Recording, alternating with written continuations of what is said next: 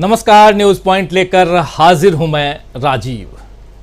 मोदी जी की मुश्किलें कम होने का नाम नहीं ले रही हैं दोस्तों। संसद से लेकर सुप्रीम कोर्ट तक मोदी जी की सरकार जो है उस पर सवाल उठ रहे हैं। मणिपुर पर चुप्पी साधे रखना अब मोदी जी की सत्ता और उनकी छवि दोनों के लिए घातक साबित हो रहा है। ये बात मैं इसलिए कह रहा हूं क्योंकि आज सुप्रीम कोर्ट में मणिपुर की पीड़ित महिलाओं पर सुनवाई में खुद सरकार ने स्वीकार किया है कि पीड़िताओं तक सरकारी टीम अब तक पहुंच नहीं सकी है। यानी सरकार जो हालात संभालने का दावा कर रही है, जिस तरह मोदी जी ने संसद के बाहर 36 सेकंड में मणिपुर पर अपना गुस्सा और दुख दोनों प्रकट करते हुए दोषियों को कहा था कि दोषियों को बख्शा नहीं जाएगा, उसे अब उनकी सरकार ही झुठला रही है। क्योंकि जब पीड़ित महिलाओं तक ही सरकार नहीं पहुंच पाई तो दोषियों को कब और कैसे सजा होगी, ये बड़ा सवाल है। आइए जरा इस मामले की सुप्रीम कोर्ट तक पहुंचने की क्रोनोलॉजी को समझ लेते हैं।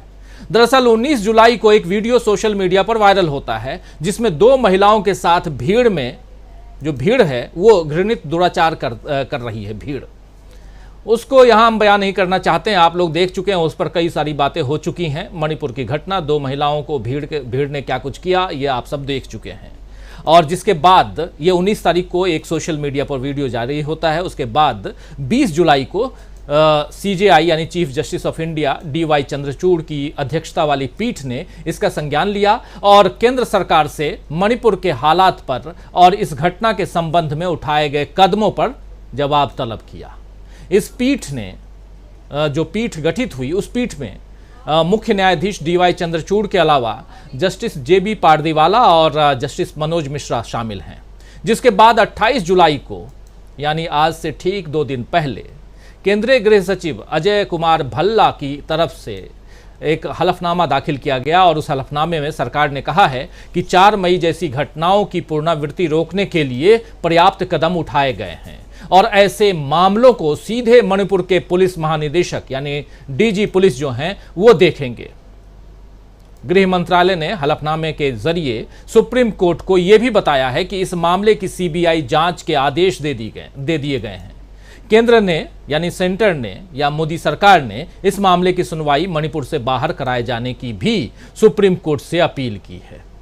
गृह मंत्रालय ने हलफनामे में यह भी कहा है कि पीड़ितों की सहायता के लिए 2 मनोचिकित्सकों और 1 मनोवैज्ञानिक समेत पूरी तरह से महिला टीम का गठन किया गया है। लेकिन हलफनामा दाखिल करने के समय तक राज्य के अधिकारी कोटेड में कह रहे हैं कि चुराचांदपुर में सिविल सोसाइटी के प्रतिरोध यानी कि विरोध के कारण पीड़ितों तक शारीरिक या टेलीफोनिक रूप से वहां नहीं पहुंच सके हैं, जहां घटना के बाद पीड़ित और उनके परिवार ने शरण ली है। देखिए, अब यहां सवाल तो उठता है, इसलिए हैरानी वाले सवाल यहां उठते हैं कि गृह मंत्रालय का जो ये बयान इसलिए हैरानी वाला है क्योंकि इस घटना के सामने आने के बाद कुछ पत्रकार और कुछ सामाजिक कार्यकर्ता पीड़ितों या उनके परिजनों तक पहुंच चुके हैं। इंटरव्यूज भी आप देख चुके हैं, लेकिन सरकार वहां तक नहीं पहुंच पा रही है।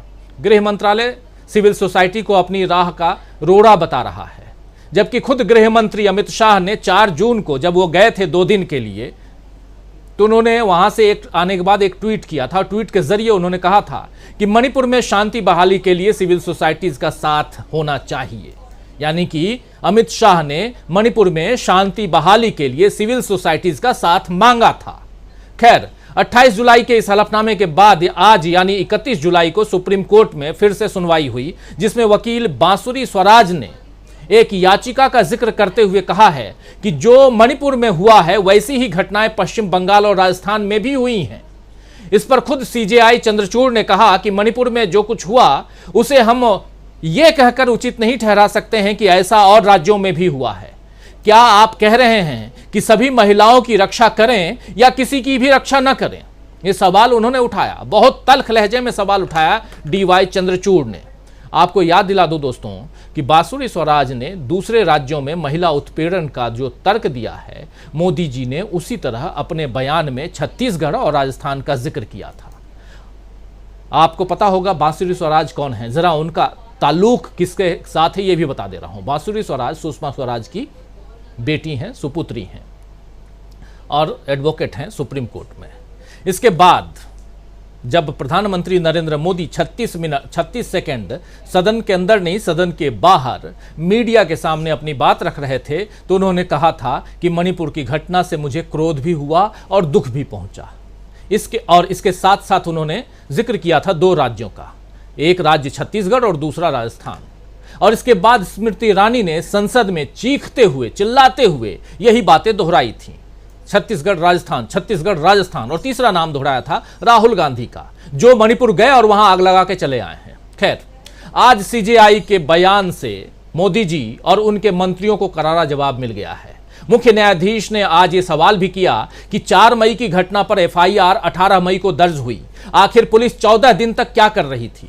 सुप्रीम कोर्ट में तो मोदी सरकार की किरकिरी हुई ही है, आज संसद में भी फिर से इंडिया ने मोदी सरकार को घेर लिया है। दरअसल इंडिया जब कह रहा हूं तो इंडिया का मतलब विपक्षी दल का जो गठबंधन है 26 दलों का, उसका जिक्र कर रहा हूं। दरअसल इंडिया के सांसदों का एक प्रतिनिधिमंडल 2 दिन मणिपुर का दौरा करके आया है, लौट आया है, और वहां राहत शिविरों तक पहुंचकर पीड़ित और प्रभावित लोगों से मिलकर के आया है। लेकिन संसद में इस गंभीर विषय पर चर्चा नहीं हो रही है। आज इंडिया के नेताओं ने सदन के बाहर मीडिया से बात की। कांग्रेस नेता रणदीप सुरजेवाला ने कहा कि मोदी सरकार मणिपुर से प्रतिशोध ले रही है, संसद की मर्यादाओं को कुचल रही है। मोदी सरकार को मणिपुर शब्द से ही नफरत है, इसलिए वो संसद में मणिपुर पर चर्चा से भाग रही है। सुनिए जरा क्या कुछ कह रहे हैं रणदीप सुरजेवाला। ग्रस्त है, मोदी सरकार मणिपुर से प्रतिशोध ले रही है, बदला ले रही है। मोदी सरकार पूर्वाग्रह से ग्रस्त होकर संसद की मर्यादाओं को बुलडोजर के नीचे कुचल रही है। मोदी सरकार ने यह निर्णय ले लिया है कि उन्हें मणिपुर के लोगों के साथ साथ मणिपुर शब्द से नफरत है। इसीलिए अब पिछले 8 से 9 दिन से संसद में मणिपुर शब्द पर चर्चा होने का नाम ही नहीं लिया जा रहा। इंडिया के 68 सदस्यों ने लिखकर रूल 267 के अंदर एक नोटिस दिया कि सब कार्य सस्पेंड कर मणिपुर में जो कत्लो गैरत हो रही है, भाई को भाई से लड़वाया जा रहा है, कानून व्यवस्था टूट चुकी है, संविधान का शासन कुचल दिया गया है। खुद भारतीय जनता पार्टी के विधायक मान रहे हैं कि मुख्यमंत्री के संरक्षण में वहां स्टेट स्पॉन्सर्ड हिंसा हो रही है और बहुत पहले वहां की भाजपा सरकार को बर्खास्त कर दिया जाना चाहिए था, परंतु प्रधानमंत्री मोदी के संरक्षण में ये सारा माहौल फैल रहा है, महिलाओं को निर्वस्त्र किया जा रहा है। तो मणिपुर की घटना का जिक्र यहां करते हुए क्या कुछ हो रहा है, 267 रूल 267 के तहत सदन में विपक्ष चाह रहा है कि चर्चा हो, लेकिन सरकार 267 से भाग रही है। इस बीच विपक्ष ने अविश्वास प्रस्ताव भी दिया हुआ है, जिस पर आज सुनने में आया जब राज्यसभा की कार्यवाही चल रही थी तो साहब जो हैं यानी जगदीप धनखड़ साहब, इन्होंने कहा कि 8 और 9 तारीख को इस पर चर्चा होगी, ऐसा सुनिश्चित किया गया है। देखते हैं 8 और 9 तारीख को क्या होता है, अभी समय है इसमें अविश्वास प्रस्ताव पे।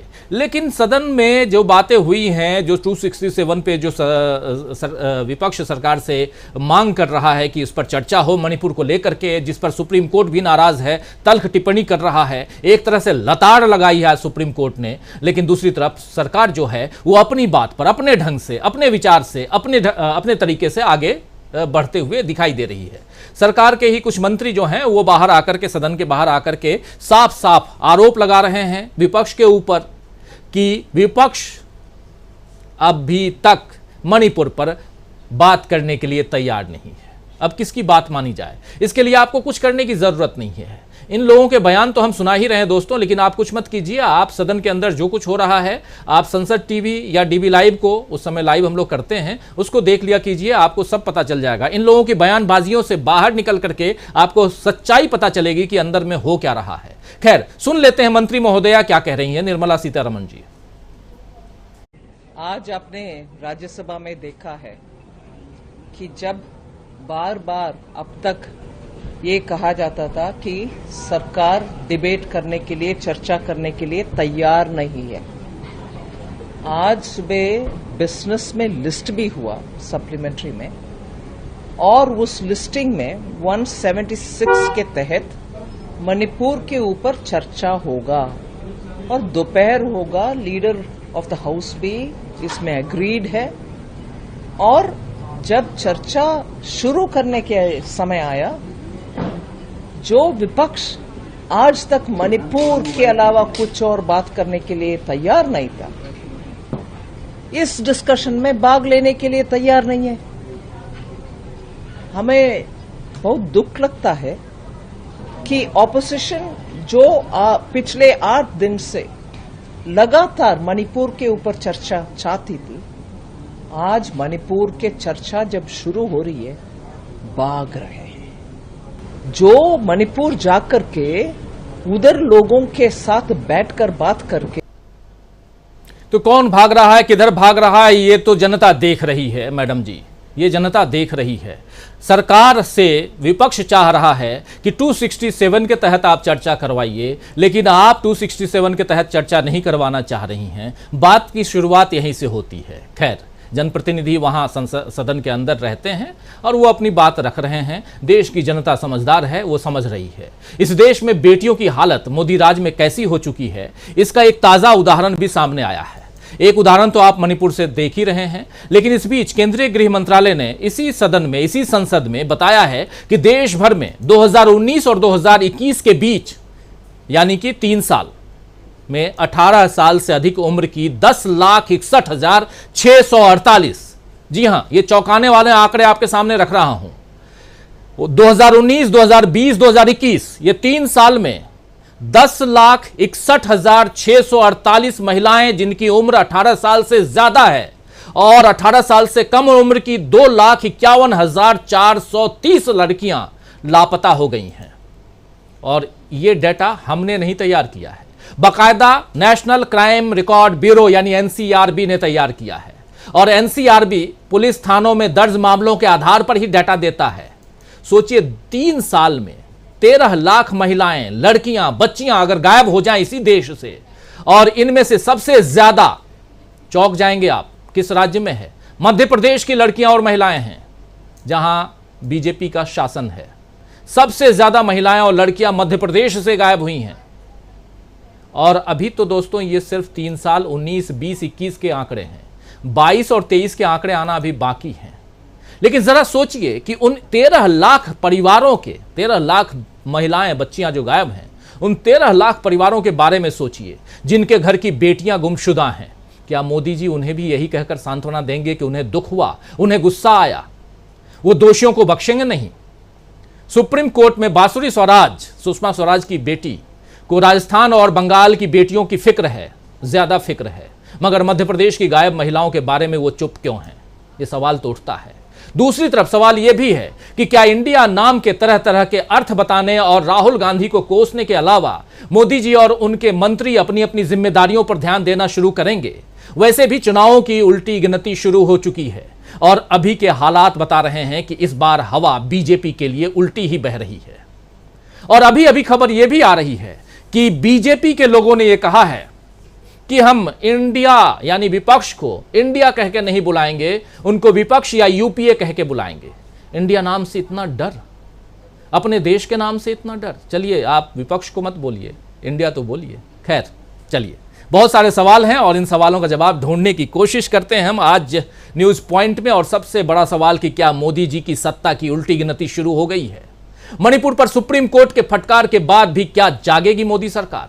सवाल बहुत हैं। संसद से सुप्रीम कोर्ट तक मोदी सरकार की फजीहट और उल्टी गिनती शुरू। हमारे साथ चर्चा में कुछ वरिष्ठ साथी जुड़े हुए हैं, उन सबसे आपका परिचय करवाता हूं। देखिए, 7 वरिष्ठ साथी जुड़े हुए हैं।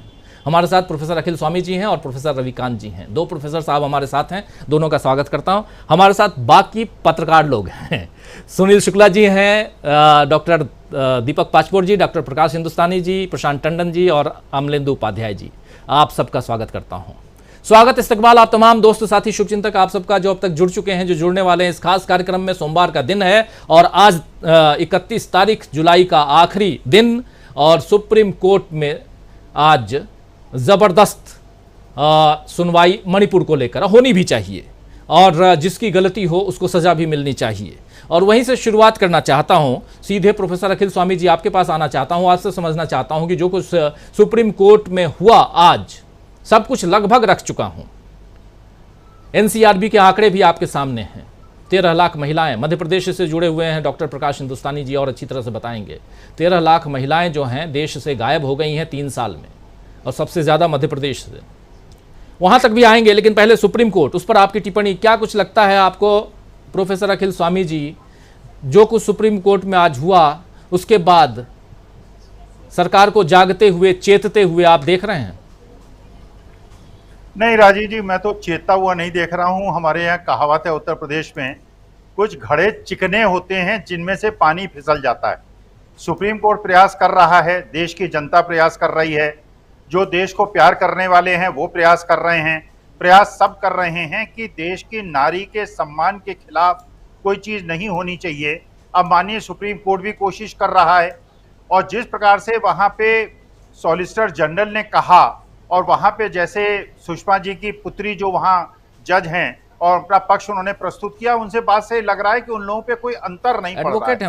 वो अभी भी वो अपने को जस्टिफाई करने की कोशिश कर रहे हैं। एक बार राजीव जी आपने और कही, आपने कहा कि बीजेपी वालों ने निर्णय लिया है कि अब वो इंडिया वाले को इंडिया नहीं कहेंगे, उनको विपक्ष कहेंगे या यूपीए कहेंगे। तो कोई बात नहीं, 10 महीने के बाद अब आपको एनडीए नहीं कहेंगे, हम आपको विपक्ष कह लेंगे, लेकिन हम तो इंडिया के साथ ही रहेंगे।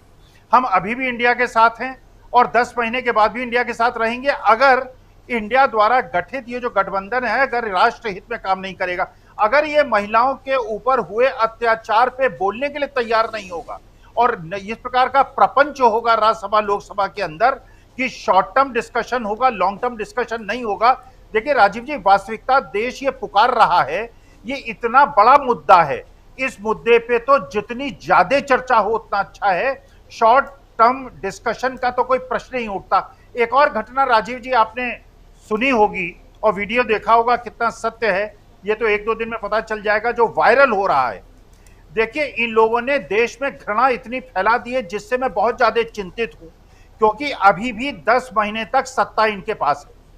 तो 10 महीने तक ये देश की कितनी दुर्दशा करेंगे मुझे नहीं पता चलेगा। आपने सुना आरपीएफ के एक जवान जिसका नाम चेतन सिंह है, उसने रेल के डिब्बे के अंदर घुस के कहा कि भारत में रहना है तो मोदी जी और योगी जी का समर्थन करना होगा।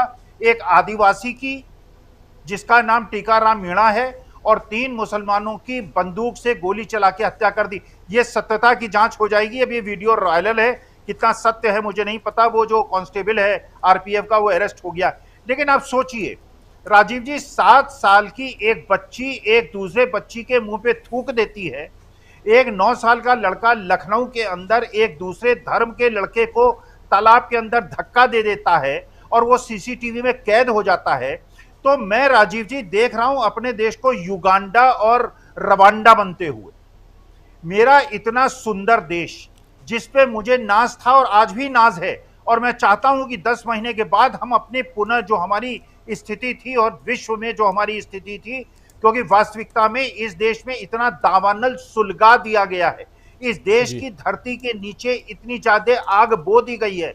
जैसे कहा गया कि मणिपुर से उनको घृणा है, उनको मणिपुर से नहीं घृणा है, उन्होंने उनको देश की जो हमारा आइडिया ऑफ इंडिया है, हमारी देश की जो भावना है, हमारे जो देश के मूल सिद्धांत हैं, हमारे जो मूल सनातनी सिद्धांत हैं, उनसे घृणा है। ये पता नहीं कहां से इनके कौन गुरु हैं, इनको गुरु शुक्राचार्य इनके गुरु हैं कि कौन इनके गुरु हैं, इस प्रकार की शिक्षा उनको कौन देता है। कोई भी देश का संचालक, कोई भी परिवार का संचालक अपने परिवार में झगड़ा टंटा नहीं चाहता, आपसी द्वेष नहीं चाहता।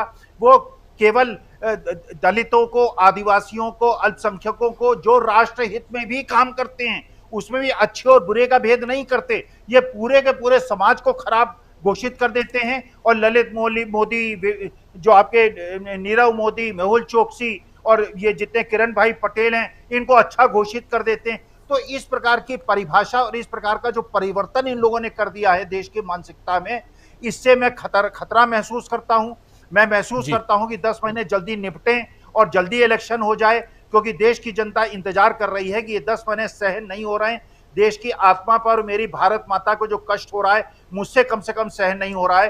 तो जल्दी से जल्दी समय आए, मैं बटन दबाऊं और अपने भाई बहनों से, देश की जनता से प्रार्थना करूं कि भैया एक ऐसी सरकार बनाओ, चाहे तो अगर इनकी भी सरकार आए तो कम से कम नेता ऐसा बनाओ जो देश में प्यार की गंगा बहाए, जो देश में समता और समानता की बात करें, सामंजस्य की बात करें, और झगड़े टंटे हिंदू मुसलमान सिख ईसाई इस पे अगड़े पिछड़े में देश को न झोंके। वरना मेरी भारत माता बहुत परेशान है और मैं इतनी परेशानी में अपनी भारत माता को राजीव जी नहीं देख पाता। जी, ये बहुत गंभीर सवाल है और गंभीरता से इसको लेना भी चाहिए। जो कुछ देश में चल रहा है, नफरत की आग कितना ज़्यादा बढ़ गई है और इसकी बानगी आप लोग रोज़ देख रहे हैं, रोज़ कहीं न कहीं किसी न किसी रूप में, और फिर भी इसको रोकने की कोशिश नहीं हो रही है। सुप्रीम कोर्ट में जो हलफनामा पेश किया गया है उसमें बहुत ही हास्यास्पद चीज़ें हैं प्रोफेसर रविकांत जी, आप सबके सामने रख चुका हूं, दोहराना नहीं चाहता हूं।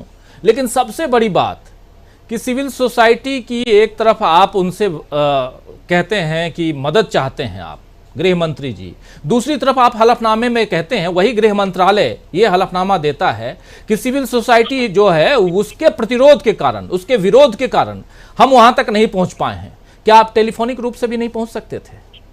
आपने सब कुछ बता दिया, आपने कह दिया कि उन महिलाओं को सुरक्षा देने की व्यवस्था से लेकर मानसिक रूप से उन्हें स्वस्थ करने के लिए हमने मनोवैज्ञानिक, मनोचिकित्सक दोनों रख लिया है, लेकिन उसके बाद भी आप उन तक नहीं पहुंच पा रहे हैं।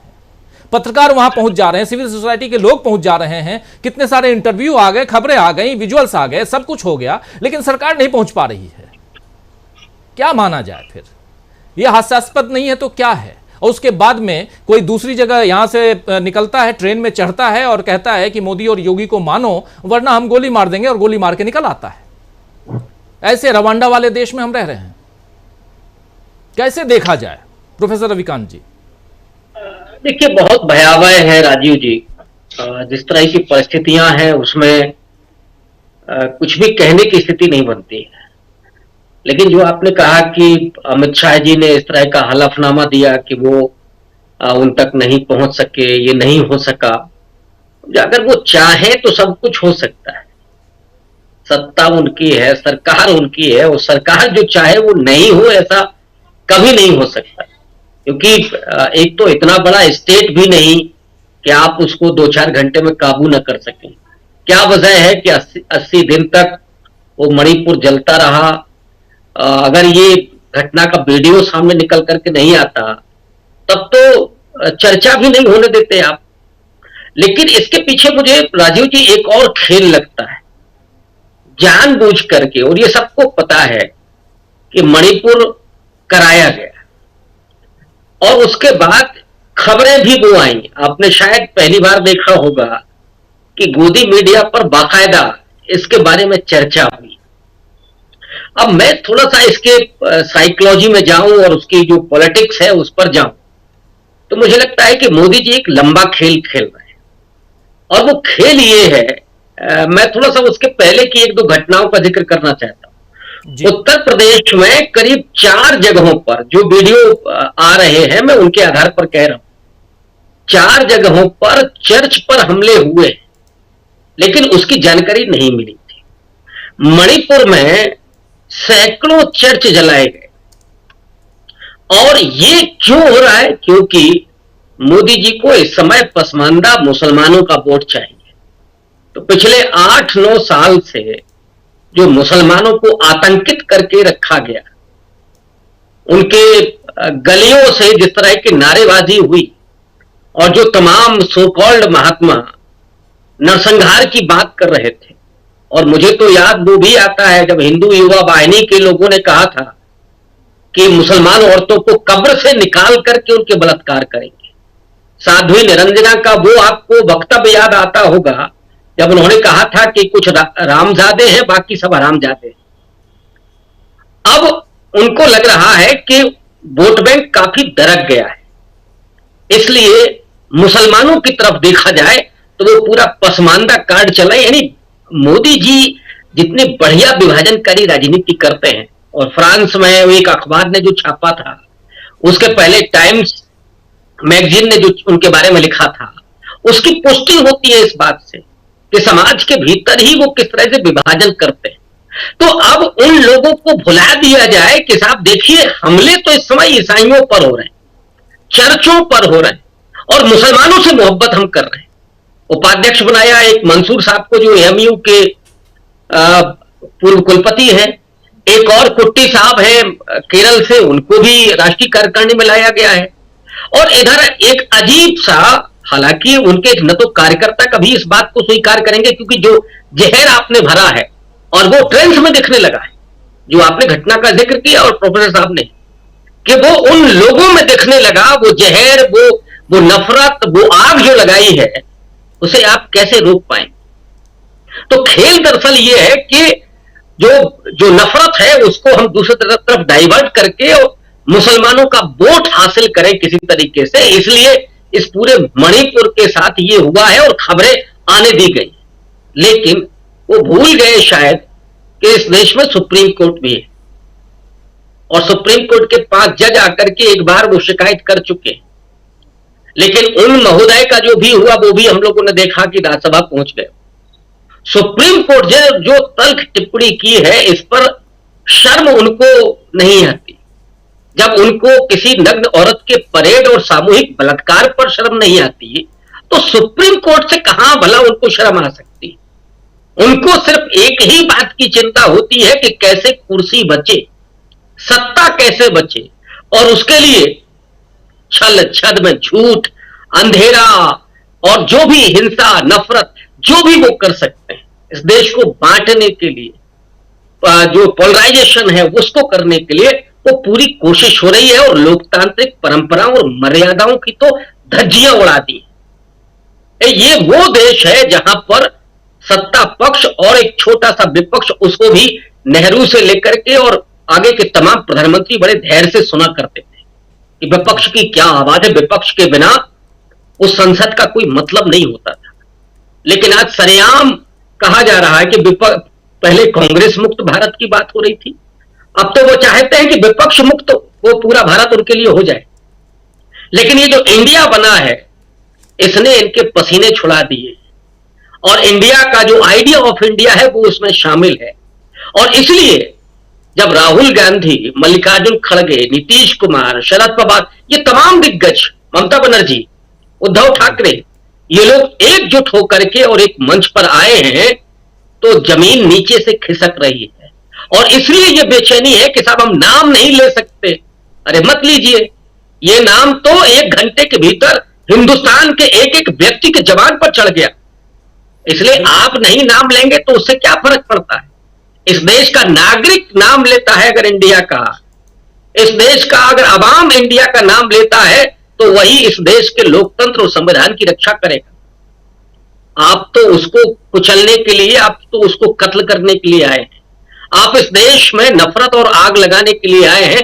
लेकिन हम सब बहुत उम्मीद से हैं, ये भरोसा रखते हैं कि इस देश के डीएनए में ये नहीं है, ये देश बर्दाश्त नहीं करेगा इसको। और आने वाले वक्त में साहब, अभी तो अविश्वास प्रस्ताव विपक्ष ने पेश किया है राजीव जी पार्लियामेंट में, लेकिन जो जनता का अविश्वास प्रस्ताव है वो तो पर्ची में नहीं आता। वो किसी भी नियम की मांग नहीं करता कि इस नियम के आधार पर आप डिबेट कराएंगे। वो तो सीधा जाकर के मोहर लगाता है कि ये है हमारा अविश्वास प्रस्ताव। और जो स्वामी जी ने कहा वो उसी का इंतजार कर रहा है, क्योंकि उसे मालूम है कि 200 रुपए किलो टमाटर वो कैसे खरीदा है या नहीं खरीद पाया है, बेबस घर लौट आया है। कितना पैसा लेकर के चलता है, वो झोले में क्या लेकर के आता है, वो उसके साथ आंसू लेकर के आता है। जो दुख, जो दर्द, जो बेरोजगारी का जो दंश झेल रहा है, वो उसको बर्दाश्त नहीं करेगा।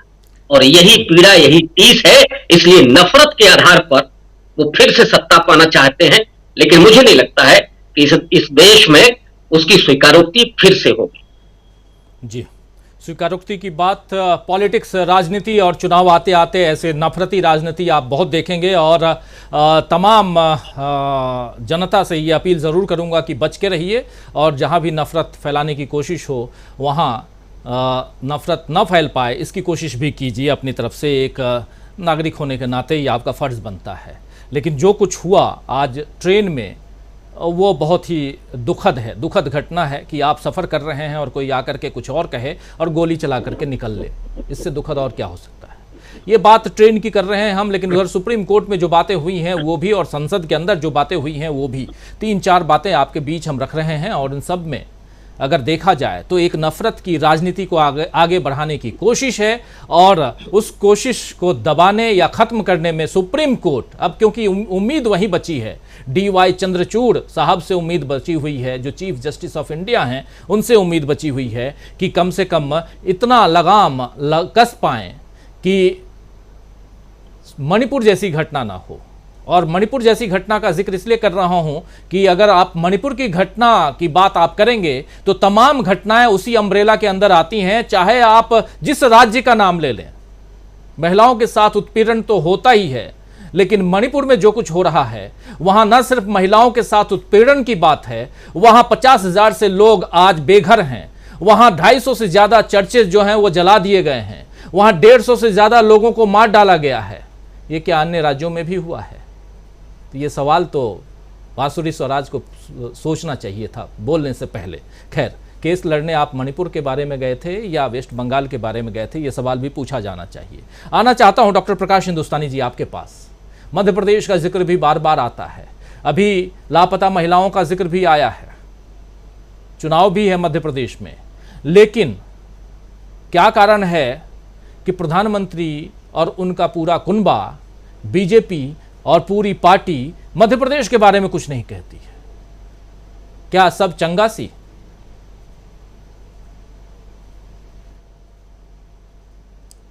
डॉक्टर दीपक पाचपोर जी शायद डिस्कनेक्ट हो गए हैं। हाँ, आ गए हैं? नहीं, प्रकाश जी डिस्कनेक्ट हो गए हैं। चलिए दीपक जी आपके पास आता हूं, बगल में ही है, मध्य प्रदेश का जिक्र कर रहे थे, जरा आपसे इस सवाल पे ही, और फिर आते हैं प्रशांत टंडन जी के पास कुछ और सवालों के साथ। जी दीपक जी। जी, मुझे लगता है मध्य प्रदेश से जुड़ा होने के कारण छत्तीसगढ़ तो है ही। मुझे लगता है कि एक डॉक्टर के बदले आपने दूसरा डॉक्टर विकल्प के रूप में चुना है, वक्ता के रूप में। तो मैं इसमें दो तीन चीजें ही कहना चाहूंगा कि ये स्थिति जो है, इस स्थिति तक पहुंचा दिया गया है, सायास पहुंचाया गया है, पूरा सुनियोजित तरीके से पहुंचाया जा रहा है। जिस ट्रेन की दुर्घटना से आप और हम व्यथित हैं, आप यकीन मानिए राजीव जी, अभी आप उसको अपने किसी ग्रुप में या किसी जगह फैला दीजिए तो ऐसे भी लोग कहने के लिए आ जाएंगे कि हाँ, ये जो कुछ हो रहा है बिल्कुल सही हो रहा है। जिस देश में आदमी नफरती गैंग जो है वो चीफ जस्टिस के हाथ पे बंदूक थमा देना चाहता है, सोचिए कि वो किस तरीके से हिंसा की मानसिकता में उसको पहुंचा दिया गया है। दक्षिण भारत के एक व्यक्ति को गिरफ्तार किया गया जिसने ये ट्वीट किया था कि अब चीफ जस्टिस को चाहिए कि वो मणिपुर जाएं हाथ में बंदूक लेके और देखें कि कैसे वो स्थिति को शांत करते हैं। और सीजे के खिलाफ जो है लगभग 7 लाख से अधिक ट्वीट्स किए गए, जिसमें से लगभग 6 लाख जो थे वो तो रीट्वीट किए गए थे। मतलब ये जो नफरत की जो फैक्ट्री है, ये रिप्रोडक्शन जो है ये बहुत तेजी से कर रही है। ये सबसे बड़ी चिंता का कारण हमारे सामने हुआ है और होना भी चाहिए। अब दूसरा इसमें बात है कि कहां तक ये सफल होंगे, कहां तक नहीं होंगे। मुझे ऐसा लग रहा है कि धीरे धीरे अब नीचे तक ये बात जा रही है कि भाई जहां तक इस चीज को पहुंचाया जा रहा है, जहां तक देश को ले जाया जा रहा है, ये एक खतरनाक मोड़ पर पहुंच चुका है, ऐसा लग रहा है मुझे। लेकिन देखना अब यह है कि क्या संसद के अंदर भी इस चीज को गंभीरता से लिया जाता है या ऐसे ही टाल मटोल की ही बात आएगी। 8 या 9 तारीख दी गई, इस पर बहस हो सकती है, शायद पता नहीं 8 या 9 के पहले फिर कोई ऐसा माहौल बना दिया जाए कि ये जो इस पर जो बहस है संक्षिप्त हो चाहे विस्तृत बहस हो, दोनों नियमों के अंतर्गत होगी कि नहीं होगी ये बहुत ही डाउटफुल है। लेकिन हम उम्मीद ये करते हैं कि अगर न भी होता है तो 9 अगस्त को एक बहुत महान दिन है। 9 अगस्त है वो भारत छोड़ो आंदोलन जो है वो उसका दिन है। तो हम उम्मीद करते हैं कि जनता इस चीज को समझ सके कि भाई 9 अगस्त की तारीख को याद करें, बड़ी ऐतिहासिक तारीख है, जिस दिन गवालिया टैंक बंबई में भारत छोड़ो आंदोलन की शुरुआत हुई थी। उसके 2 दिन पहले महात्मा गांधी गिरफ्तार हो चुके थे, लेकिन वो आंदोलन कहीं नहीं रुका था और वो अपने मुकाम 1947 तक पहुंच कर रहा। तो हम ये उम्मीद करते हैं कि 8-9 तारीख तक जो ये कह रहे हैं, पता नहीं उसके पहले संसद चलती है नहीं चलती, पहले ही एडजॉर्न हो जाए, मतलब साइनाइडाई हो सकती है, पता नहीं कब अगली बार रुके मिले, ये क्या होने जा रहा है हमको बिल्कुल नहीं पता, क्योंकि इस सरकार के सामने कोई क्लैरिटी नहीं है, नियम कानूनों को सारा का सारा ताक पर रख दिया गया है। दूसरा, ये जो बड़ा हास्यास्पद है, इन्होंने कहा है कि हम इनको इंडिया नहीं विपक्ष कहेंगे। तो क्या ये कहा जाए कि ठीक है, हम भी आपको भारतीय जनता पार्टी नहीं कहेंगे, आपकी पहले जो पार्टी थी, आप जनता पार्टी में शामिल हो गए थे 1977, क्या आपको जनता पार्टी कहा जाए, या आपकी और पुराना आपका जो नाम था भारतीय जनसंघ के नाम से पुकारा जाए? ये मतलब कितनी विचित्र बात है कि आपका जो संपूर्ण सत्ता दल है, जिसको पूरा का पूरा देश संभालना चाहिए, वो एक छोटे से नॉमेनक्लेचर को लेके जूझ रहा है, एक नाम को पार्टी को लेके अपने विपक्षी पार्टियों के सामूहिक गठबंधन के नाम के साथ झगड़ा कर रहा है। तो ये नहीं जान रहे हैं कि आप उनको विपक्ष का कह के ये साबित करने जा रहे हैं कि हम इंडिया के खिलाफ है, मतलब इंडिया हमारा विपक्ष है। तो ऐसी बहुत सारी चीजें हैं, बहुत सारी उलझी चीजें हैं, क्या होता है हमें बिल्कुल नहीं पता। लेकिन आने वाले समय में मुझे ऐसा लगता है कि अब ये जो लड़ाई है, अगर इसकी मणिपुर पर जो बहस है वो संसद के अंदर नहीं होगी, तो मुझे लगता है कि जिस तरीके से ये सारा कुछ जो इकट्ठा हो रहा है गठबंधन, विपक्षी गठबंधन, मैं ये भी चाहता हूं कि शायद इसका फैसला अब जो है वो इसके अंदर, संसद के अंदर होना बहुत मुश्किल है। ये लड़ाई आपको सड़क पर ले जानी ही पड़ेगी। इस बीच एक और बात जो आई है, जिसको लेकर बड़ी दुविधा है, सब लोग दुविधा में है, हमारे सामने भी बहुत सारी चीजें स्पष्ट नहीं है कि शरद पवार का रुख क्या होगा, क्योंकि शरद पवार जो है एक ऐसे कार्यक्रम में जा रहे हैं जिसमें मोदी जी भी शामिल हो रहे हैं। तो फिर से बात उठ रही है कि क्या वे कोई ऐसी राजनीति कर रहे हैं जिसके कारण जो विपक्षी एकता के में कोई बाधा पहुंच सकती है क्या? लेकिन अब स्थिति ऐसी है कि अगर शरद पवार भी इस गठबंधन के खिलाफ जाते हैं, या उसको सेबोटाज करने की कोशिश करते हैं, या ऐसा कोई दूसरा रास्ता अख्तियार करते हैं, तो ये शायद उन्हें भी महंगा पड़ सकता है। तो अब ये हमें जानना पड़ेगा। और ये जो आप कह रहे हैं कि क्या उल्टी गिनती शुरू हो गई है, उल्टी गिनती सच पूछा जाए तो 7 सितंबर 2022 से शुरू हो चुकी थी, जब कन्याकुमारी से कश्मीर तक की यात्रा निकाली गई थी। अब सारा कुछ एक तरह से गैदर हो रहा है, बहुत सारी चीजें इकट्ठी हो रही हैं, और एक सड़क पर जब लड़ाई आएगी तब बहुत कुछ डिसाइड होगा। राजीव जी, मुझे ऐसा लगता है कि संसद जो है वो डिफंक हो गई है, वो एक तरह से उसको अप्रासंगिक करने की कोशिश सत्ताधारी दल कर रहा है। इसका जो आरोप है, इसका जो दोष है, वो कभी भी विपक्ष में नहीं मढ़ा जाएगा, इसकी दोषी जो है वो सत्ताधारी दल ही होगी। राजीव जी, बिल्कुल। एक बात यहाँ जरा मैं रखना चाहूँगा अपनी बात, फिर आता हूँ डॉक्टर प्रकाश हिंदुस्तानी जी के पास, क्योंकि शरद पवार का जिक्र आपने किया। शरद पवार का जिक्र और उस किस खेमे में रहेंगे, ये जिक्र अगर हम लोग इस चैनल पे करें तो शायद हमारा ज्ञान अधूरा है, ये हमारे ही दर्शक मानेंगे। दीपक जी, आपके लिए मैं कह रहा हूँ इसलिए क्योंकि ये एक नैरेटिव सेट किया जा रहा है, और शरद पवार एक पुरस्कार समारोह के लिए, और पहले से वो तय था तिलक पुरस्कार जो मिल रहा है, तो वो लेने के लिए तो वो जाएंगे ही, मंच पे तो रहेंगे ही। इसलिए इस नैरेटिव में हम न जाएं, और शरद पवार खुले तौर पे अगर बेंगलुरु में एक मंच साझा कर चुके हैं, तो ये अभी इंडिया कहने में जिनको तकलीफ है और जिनका मीडिया पूरा भोंपू पिछले 9 साल से बजा रहा है, उससे क्या आप उम्मीद करते हैं, आप समझ सकते हैं। इसीलिए आप सबसे गुजारिश है कि इस विषय में ज़रूर बात कीजिए, और न सिर्फ बात हम करें बल्कि उन तमाम सवालों के तह तक जाने की कोशिश करें कि आखिर क्या चल रहा है। शरद पवार कहीं नहीं जाएंगे। शरद पवार पूरी तरह से, चाहे शरद पवार हों, चाहे नीतीश कुमार हों, चाहे लालू प्रसाद यादव हों, चाहे आज की तारीख में आम आदमी पार्टी के मुखिया अरविंद केजरीवाल हों, और कई लोग इधर देख रहे हैं कि किसी तरह हमें भी न्योता मिल जाए, उनमें से मायावती भी हैं और केसीआर भी हैं। तो और चूंकि हम लोग तो वहाँ ऑलरेडी गए हुए थे बेंगलुरु में, तो वहाँ के फ्लेवर के आधार पे कह रहा हूँ। तो ये नैरेटिव 2-3 दिनों से दीपक जी सेट किया जा रहा है, तो हम लोग उसमें ना भटकें। और आप तो महाराष्ट्र की राजनीति को आपसे बेहतर और कौन समझ सकता है। आना चाहता हूँ डॉक्टर प्रकाश हिंदुस्तानी जी आपके पास। प्रकाश जी, सवाल आपके पास ही लेकर आया था, लेकिन दीपक जी के पास जाना पड़ा, आपका वीडियो जो है वो ऑफ हो गया था। शायद अगर सवाल सुन लिए हों, समझना चाहता हूं कि आखिर क्या कारण है कि राजस्थान की बात होती है, छत्तीसगढ़ की बात होती है, विपक्ष मणिपुर की बात कर रहा है, तो ये 2 राज्यों की बात, और वेस्ट बंगाल की बात होती है, बिहार की बात भी होती है।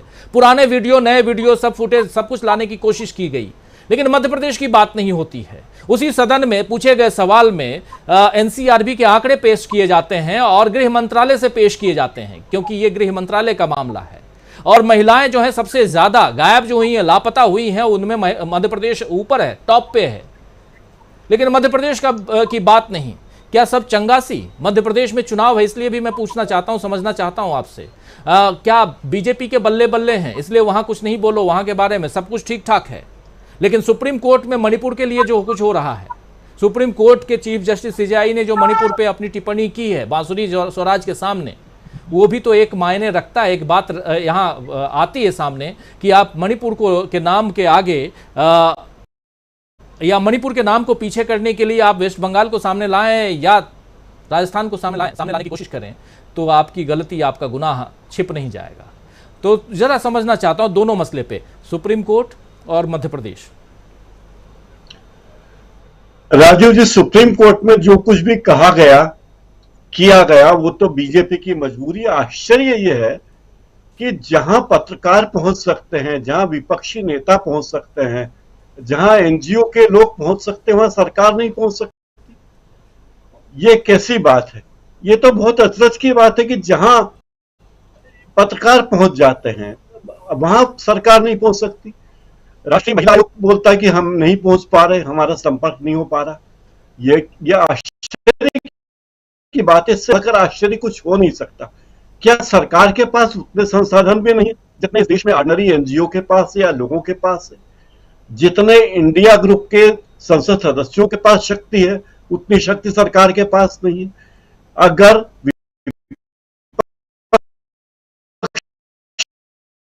सांसद जाकर मिल सकते हैं पीड़ित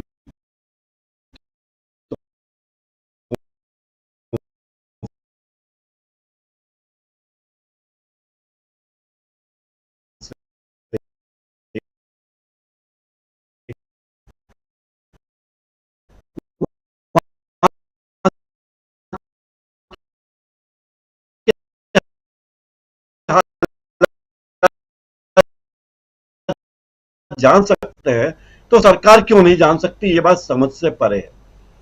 रही बात मध्य प्रदेश की, तो मध्य प्रदेश के हालात महिलाओं के मामले में जो कुछ नहीं किया जा सका है, यह सबसे दुखद बात है। कल अमित शाह इंदौर में थे और मजेदार बात है कि अमित शाह ने कांग्रेस ने अपनी पार्टी के बीजेपी के 82 नेताओं को चर्चा के लिए बुलाया था कि किस तरह अपना चुनाव अभियान चलाएं। उसमें से 70 लोग ही पहुंचे और अमित शाह ने कहा कि अगर हम मध्य प्रदेश जीत गए तो समझ लो दिल्ली में हम 50 साल राज करते हैं। परे कि मध्य प्रदेश जीतने पे दिल्ली 50 साल तक राज कैसे कर पाएंगे।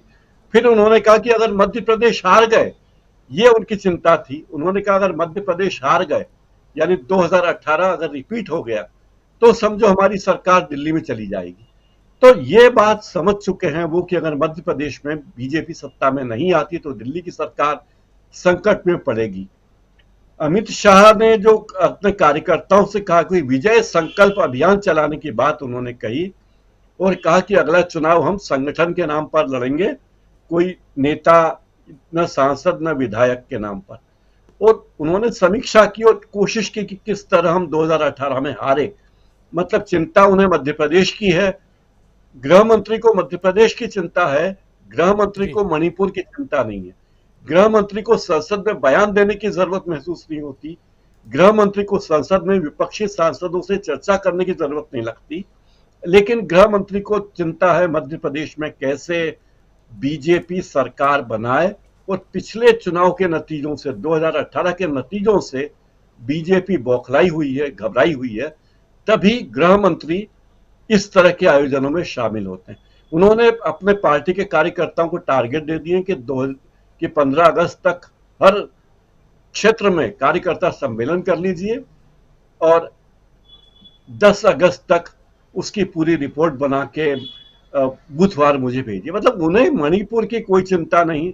और उस कांस्टेबल ने जिससे रेल यात्रियों की, एएसआई सहित 3 यात्रियों की हत्या की, उसके बारे में उन्होंने आज भी संसद में कुछ कहा नहीं, ना उन्होंने कोई बयान दिया, ना कोई ट्वीट जारी किया। एक बात बता दूं कि कांस्टेबल की भर्ती ऐसे ही नहीं हो जाती। एक कांस्टेबल बनना भी आसान बात नहीं है, बाकायदा परीक्षा होती है, ट्रेनिंग होती है। लंबी ट्रेनिंग होने के बाद इस तरह की नौकरी किसी को मिलती है। तो जाहिर है कि उनके ट्रेनिंग के दौरान उनके दिमाग में क्या जहर भरा गया होगा या ड्यूटी पर रहते हुए क्या जहर भरा गया होगा, ये सारी बातें चिंता का विषय है।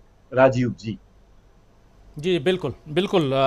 दीपक जी, आना चाहता हूं प्रशांत टंडन जी आपके पास, लेकिन आपके पास आने से पहले जो कुछ सदन के अंदर अभी थोड़ी देर पहले आप लोगों ने सुना भी, रणदीप सुरजेवाला को एक बार फिर से सुनना चाहते हैं कि आखिर इंडिया गठबंधन, उनके साथ देखिए कि तमाम लोग हैं और जो बात अपनी रख रहे हैं उसमें मणिपुर की चर्चा कर रहे हैं वो, और सदन के अंदर जो कुछ चल रहा है, सरकार क्या कुछ नहीं कर रही है, ये तमाम बातें वो रख रहे थे। जरा एक बार फिर से उसको रिपीट करते हैं और फिर आगे आते हैं। प्रशांत टंडन जी आपके पास।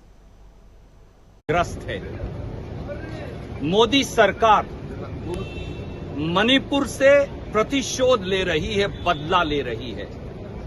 मोदी सरकार पूर्वाग्रह से ग्रस्त होकर संसद की मर्यादाओं को बुलडोजर के नीचे कुचल रही है। मोदी सरकार ने ये निर्णय ले लिया है कि उन्हें मणिपुर के लोगों के साथ साथ मणिपुर शब्द से नफरत है। इसीलिए अब पिछले 8 से 9 दिन से संसद में मणिपुर शब्द पर चर्चा होने का नाम ही नहीं लिया जा रहा। इंडिया के 68 सदस्यों ने लिखकर रूल 267 के अंदर एक नोटिस दिया कि सब कार्य सस्पेंड कर मणिपुर में जो कत्लो गैरत हो रही है, भाई को भाई से लड़वाया जा रहा है, कानून व्यवस्था टूट चुकी है, संविधान का शासन कुचल दिया गया है। खुद भारतीय जनता पार्टी के विधायक मान रहे हैं कि मुख्यमंत्री के संरक्षण में वहां स्टेट स्पॉन्सर्ड हिंसा हो रही है और बहुत पहले वहां की भाजपा सरकार को बर्खास्त कर दिया जाना चाहिए था, परंतु प्रधानमंत्री मोदी के संरक्षण में ये सारा माहौल फैल रहा है। महिलाओं को निर्वस्त्र किया जा रहा है, लोगों को बीच चौराहे पर पुलिस से छुड़ाकर बिहेड किया जा रहा है, सर काटे जा रहे हैं। ऐसा लगता है कि ना सब कुछ जो कुछ हो रहा है प्रशांत जी, वहाँ पे सारी बातें यहाँ रख रहे थे रणदीप सुरजेवाला, और यही सारी बातें सुप्रीम कोर्ट भी पूछ रहा है, लेकिन सरकार चुप, मोदी जी चुप, और सरकार के दूसरे मंत्री बाहर निकल के कहते हैं कि विपक्ष बात करना नहीं चाहता है। कैसे देखा जाए प्रशांत जी, ये बहुत एक अजीब तरह की स्थिति हो गई है देश में। पहले राजीव जी, जरा ये जो अजीब एक घटना हुई है जिसका वीडियो सोशल मीडिया पे देखा, और उसकी मीडिया संस्थानों ने पुष्टि की है कि ये घटना हुई है, बयान आ गए हैं पुलिस अधिकारियों के, और ये बहुत चिंताजनक है, डरावना है ये कि एक पुलिस वाला, एक सुरक्षा कर्मी 4 लोगों की हत्या कर दे और उसके बाद वो ये कह रहा है कि देश में रहना है तो मोदी योगी वगैरह वगैरह, वो कुछ कह रहा है जो मैंने सुना। ये जो मीडिया में दिन रात नफरत परोसी जा रही है, ये जो व्हाट्सएप से फॉरवर्ड होते हैं, ये जो नफरती बयान आते हैं, इसका नतीजा है ये। और ये डरावनी स्थिति है इस देश में। ये पूरे देश को रवांडा बना देंगे, पूरे देश को में मणिपुर जैसी स्थिति हो जाएगी। और चुनाव जीतने के लिए इस वक्त मोदी जी का जो उतावलापन दिख रहा है, वो दिख रहा है कि कुछ भी कर सकते हैं, मतलब किसी भी हद में जा सकते हैं, किसी भी तरीके का बयान दे सकते हैं। आप अभी सुप्रीम कोर्ट की बात कर रहे थे राजीव जी। सुप्रीम कोर्ट ने बहुत, चीफ जस्टिस ऑफ इंडिया ने, चंद्रचूड़ ने बहुत स्पष्ट तरीके से कह दिया कि आप मणिपुर की घटना, जो इतनी गंभीर घटना है, महिलाओं को निर्वस्त्र करके घुमाया गया, उनके शरीर नोचे गए, बलात्कार हुआ, उसमें आप छत्तीसगढ़ या राजस्थान का नाम लेके छुप नहीं सकते। इससे ज्यादा और सुप्रीम कोर्ट क्या कहेगा अगर किसी को शर्म है तो। और शर्म अगर बची थी तो सुप्रीम कोर्ट को ये कहने की भी जरूरत नहीं थी, आप अपने आप कार्रवाई करते हैं। जहां तक चर्चा की बात है, जो अभी निर्मला सीतारमण जी का बयान आपने सुना था शुरू में, जी। उनको ये बताना चाहिए। देखिए, आम लोग रूल 176 क्या है, रूल 267 क्या है, ये तो पार्लियामेंट कवर करने वाले बहुत से पत्रकार भी नहीं जानते। जरा इसको मैं एक्सप्लेन कर दूं कि निर्मला जी कह क्या रही थी। निर्मला जी ये कह रही थी कि सरकार की तरफ से, बीजेपी की तरफ से ये कहा गया है कि छोटी अवधि का डिस्कशन करो मणिपुर पे, 2 घंटे का। ये डिस्कशन कब होता है? जब कोई घटना होती है, किसी की तारीफ करनी होती है, कोई किताब आई होती है, कोई फिल्म आई होती है, किसी को पुरस्कार मिला होता है, कोई ओलंपिक में मेडल किसी का आया होता है, तब ये शॉर्ट ड्यूरेशन डिस्कशन पार्लियामेंट में होता है। क्या मणिपुर की जो घटना, जो वीडियो सामने आया, जो घटनाओं के विवरण सामने आए, क्या वो शॉर्ट ड्यूरेशन डिस्कशन के काबिल है कि सब कुछ चलता रहे, संसद में बिल पास होते रहें, हंसी ठिठोली भी होती रहे और उसमें बीच में शॉर्ट ड्यूरेशन डिस्कशन भी हो जाए कि मणिपुर में महिलाओं को निर्वस्त्र करके घुमाया गया? ये चाहती है सरकार। ये बताना चाहिए ना कि हम ये चाहते हैं। और विपक्ष क्या चाहता है कि सब काम रोककर आप मणिपुर पर चर्चा कीजिए, बिल्कुल, क्योंकि मणिपुर की घटना गंभीर घटना है। ये अंतर है। ये रूल के नंबर और रूल बुक में छिपने की कोशिश नहीं करनी चाहिए। बताना चाहिए, अगर आपके अंदर हिम्मत है तो बताना चाहिए कि आके कि रूल 176 का मतलब ये है कि हम छोटी अवधि का डिस्कशन चाहते हैं और विपक्ष कहता है कि काम रोक कर डिस्कशन करो। बताना चाहिए कि हम ये चाहते हैं कि संसद का बाकी काम चलता रहे। सुबह संसद आए, कुछ और कोई प्रस्ताव पारित हो, कोई बिल पास हो जाए, कोई हंसी मजाक हो जाए उसमें, और उसके बीच में एक शॉर्ट ड्यूरेशन डिस्कशन भी हो जाए। तो राजीव जी, स्थिति बहुत ही गंभीर है इस देश की। और जहाँ तक इंडिया का नाम ना लेने की बात है, मैं आज यहाँ पे कह दूँ कि इंडिया गठबंधन का नाम तो इनको लेना पड़ेगा, 100 बार लेना पड़ेगा। आप चुनावी राजनीति में हैं, चुनावी राजनीति में आपको नाम तो लेना पड़ेगा। अच्छा, वो कोई छोटी कोई पार्टी नहीं है, वो 26 पार्टियों गठबंधन है जो अभी आगे जाके और बढ़ेगा भी। और वो 26 पार्टियां वो नहीं है कि आप कहीं से भी उठा लाए उनको, उनकी 11 जगह सरकारें हैं, बिल्कुल, बड़े नेता हैं उसमें। सारी वो पार्टियां जिनका राज्यव्यापी आधार है, उसके बीच में एक कांग्रेस है जो कि राष्ट्रीय पार्टी है, उसमें 3 राष्ट्रीय पार्टियां भी हैं। बेंगलोर में भारत में 6 राष्ट्रीय पार्टियां हैं, उसमें 3 राष्ट्रीय पार्टियां बेंगलोर में थी। आप इंडिया गठबंधन का नाम नहीं लोगे, कैसी बात है? कौन सी राजनीति आप करोगे? बगैर नाम लिए आप राजनीति कर पाओगे? कि आप उसको यूपीए कहोगे? आप उसको कहोगे विपक्षी दल? तो ये तो चुनाव हार जाओगे आप इसमें भाई, क्योंकि वो गठबंधन तो रहेगा, उसको आप नकार नहीं सकते। जी, उसको कैसे आप नकार पाओगे जो सामने चीज दिख रही है? राजीव जी, जी बिल्कुल सही कह रहे हैं आप। जो सामने दिख रही है, जो गठबंधन है, उस गठबंधन का नाम है, और नाम आप नहीं लेंगे तो फिर कैसे चलेगा? और मोदी जी तो नाम ले रहे हैं पिछले दिनों लगातार,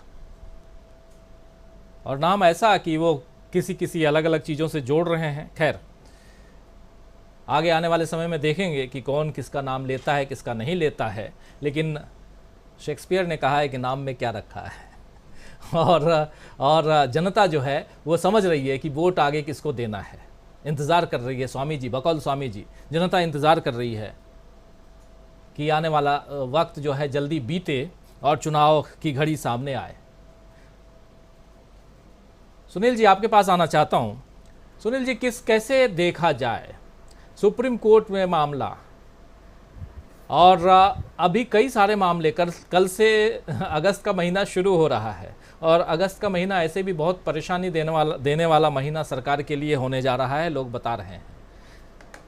लेकिन इस महीने में एक फेस्टिवल भी है, और वो है 15 अगस्त, जब प्रधानमंत्री नरेंद्र मोदी लाल किले से फिर से भाषण देंगे, और पिछली बार महिला सुरक्षा का जिक्र उन्होंने किया था उसी लाल किले से। और लेकिन देश भर में और पिछले कई सालों में हम लोग देख रहे हैं, आंकड़े एनसीआरबी के सामने हैं, वो सब कुछ देख ही रहे हैं हम। लेकिन ज़रा आपसे सुप्रीम कोर्ट, सरकार और मणिपुर, इस पर चर्चा करना चाहता हूँ। आपसे समझना चाहता हूँ कि क्या लगता है, उम्मीद की किरण दिखाई देती है आपको, या नफ़रत इतना ज़्यादा हावी हो चुका है कि जो ट्रेन की घटना है, जिसका जिक्र हमारे बाकी साथी अभी प्रशांत टंडन जी भी कर चुके हैं, कि ट्रेन में जो आज घटना घटी है वैसी घटनाएं और आने वाले समय में हम देखेंगे। और अगर ऐसा होता है तो कोर्ट भी क्या कर लेगा? कोर्ट तो बाद में, एक्शन के बाद कोर्ट का रिएक्शन होता है, लेकिन कुछ चीज़ें हैं जिसको पहले से रोका जा सकता है, और वो काम तो सरकार का होना चाहिए ना। सरकार सोई हुई दिखाई देती है, सरकार उन महिलाओं तक नहीं पहुंच पाती है और लिखित तौर पे कहती है कि नहीं पहुंच पा रहे हैं, इसलिए नहीं पहुंच पा रहे हैं क्योंकि वहां सिविल सोसाइटी का प्रतिरोध हो रहा है। कैसे देखते हैं आप? धन्यवाद राजीव जी।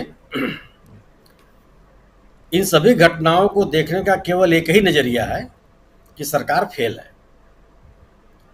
इन घटनाओं के प्रति एक ही दृष्टिकोण हो सकता है कि सरकार वही कुछ करना नहीं चाहती है। गवर्नेंस के नाम पर इसकी उपलब्धियां शून्य हैं। जिस रेलवे के मुलाजिम की घटना का हम उल्लेख कर रहे हैं, यह मणिपुर की घटना का एक छोटा रूप है। अगर आप समुदायों में इस तरह की खाई को बढ़ावा देंगे, वैमनस्य को बढ़ावा देंगे, अविश्वास को बढ़ावा देंगे, घृणा को बढ़ावा देंगे, तो इस तरह घटनाएं सामने आएंगी ही आएंगी। जिस बात को पूरा देश कह रहा है कि मणिपुर की घटना कानून व्यवस्था की घटना नहीं है, उस तरह की घटना नहीं है जिस तरह की घटनाएं राजस्थान, छत्तीसगढ़, पश्चिम बंगाल, बिहार या देश के किसी कोने में हुए हैं। सुप्रीम कोर्ट ने भी इस बात को यही कहा कि कोई भी व्यक्ति जो इस घटना को समझना चाहता है, वह इन घटनाओं की तुलना, मणिपुर घटना की तुलना अन्य राज्यों की घटनाओं से नहीं कर सकता। कि किसी भी राज्य में समूह एक दूसरे के खिलाफ नहीं है, समूह एक दूसरे की जान लेने पर उतारू नहीं है। यह एक तरह की अपराधी घटनाएं हैं, कानून व्यवस्था की घटनाएं हैं, और उसमें भी कुछ घटनाएं ऐसी हैं जो फर्जी हैं, जिसको साबित नहीं कर पाया कोई, जो दो लोगों के झगड़े हैं या हुए ही नहीं है। तो सवाल यह है कि जो सुप्रीम कोर्ट ने जो कुछ भी कहा, कोई जवाब नहीं था सरकार के पास। क्या कोई यह व्यक्ति आज के समय में यह विश्वास कर सकता है कि सरकार कहीं पहुंचना चाहे वह नहीं पहुंच पाएगी? ये हुआ है कभी? तब अगर आप ये करने लगेंगे तब तो ढेर सारी चीजों के ढेर सारे एक्सक्यूज हैं। फिर तो सुप्रीम कोर्ट, हाई कोर्ट के जो निर्णय उसको लागू मत कीजिए कि मैं तो लोगों के बीच नहीं पहुंच पा रहा हूं क्योंकि उसका वहां विरोध बहुत हो रहा है। अगर विरोध हो रहा है तो विरोध को शांत करने की जिम्मेदारी किसकी है? सरकार की है। मणिपुर में जो कुछ भी हो रहा है, दो समुदायों के बीच में विश्वास की खाई को खत्म करने की जिम्मेदारी किसकी है? सरकार की है। लेकिन सरकार ही जब एक पक्ष में खड़ी हो जाएगी तो खाई कैसे कम हो सकती है? खाई को कम करती हुई सरकार कहीं दिख रही है आपको? अगर इतने बड़े मसले पर जिसपे सर्वोच्च न्यायालय इतना गंभीर है, वो ये कह रहा है कि हम समिति बनाएंगे और समिति में एक महिला जज को हम शामिल करेंगे, इतने बड़े मसले पर माननीय प्रधानमंत्री जी संसद में आकर के कुछ बोलने के लिए तैयार नहीं है। क्या कभी हुआ है आज तक? इतनी बड़ी घटनाएं हो जाएं और किसी देश में, अपने देश में भी प्रधानमंत्री आके संसद को विश्वास में न ले, अगर संसद सत्र में चल रही है तो। और विपक्ष के ऊपर अपना टर्म डिक्टेट करे। संसद के ऊपर पहला हक विपक्ष का है। ये हम और आप नहीं कह रहे हैं, इसको महात्मा गांधी ने कहा है। और संसद को चलाने की जिम्मेदारी सरकार की है। दोनों सदनों के सभापति विपक्ष के संरक्षक हैं, सरकार के संरक्षक नहीं है। वो सरकार तो पूरे देश के संरक्षक है। हो क्या रहा है वहां? सभापति महोदय लग रहा है कि उनको सरकार जो सरकार चाह रही है वही करना चाहते हैं वो। अगर सब विपक्ष इसमें ये मांग ही नहीं होनी चाहिए थी कि किस नियम के तहत नहीं होना चाहिए, शॉर्ट ड्यूरेशन हो कि लॉन्ग ड्यूरेशन हो। सरकार को यह करना चाहिए कि जैसे चाहते हैं आप बहस कीजिए और इस समस्या का समाधान कीजिए। आज अगर विपक्ष के 21 पार्टियों के सदस्य जो संसद के सदस्य हैं, वह ये मणिपुर से लौट करके आए, तो सरकार को उनसे बैठ के बात करनी चाहिए थी। अगर आप उस समस्या का समाधान करना चाहते हैं लेकिन उस समस्या को अगर आपने स्वतः क्रिएट किया हुआ है तो आप समाधान क्यों चाहेंगे? अगर आप एक पक्ष के साथ खड़े हुए दिखाई पड़ना चाहते हैं तो समाधान क्यों चाहेंगे? अगर पूरी घटना का आप राजनीतिक लाभ लेना चाहते हैं तो समाधान क्यों चाहेंगे आप? लेकिन समाज को बांट करके कोई राजनीतिक लाभ ले नहीं सकते, संभव ही नहीं है। लगता है कि हम बहुत कुछ पालेंगे, ये हो नहीं पाता।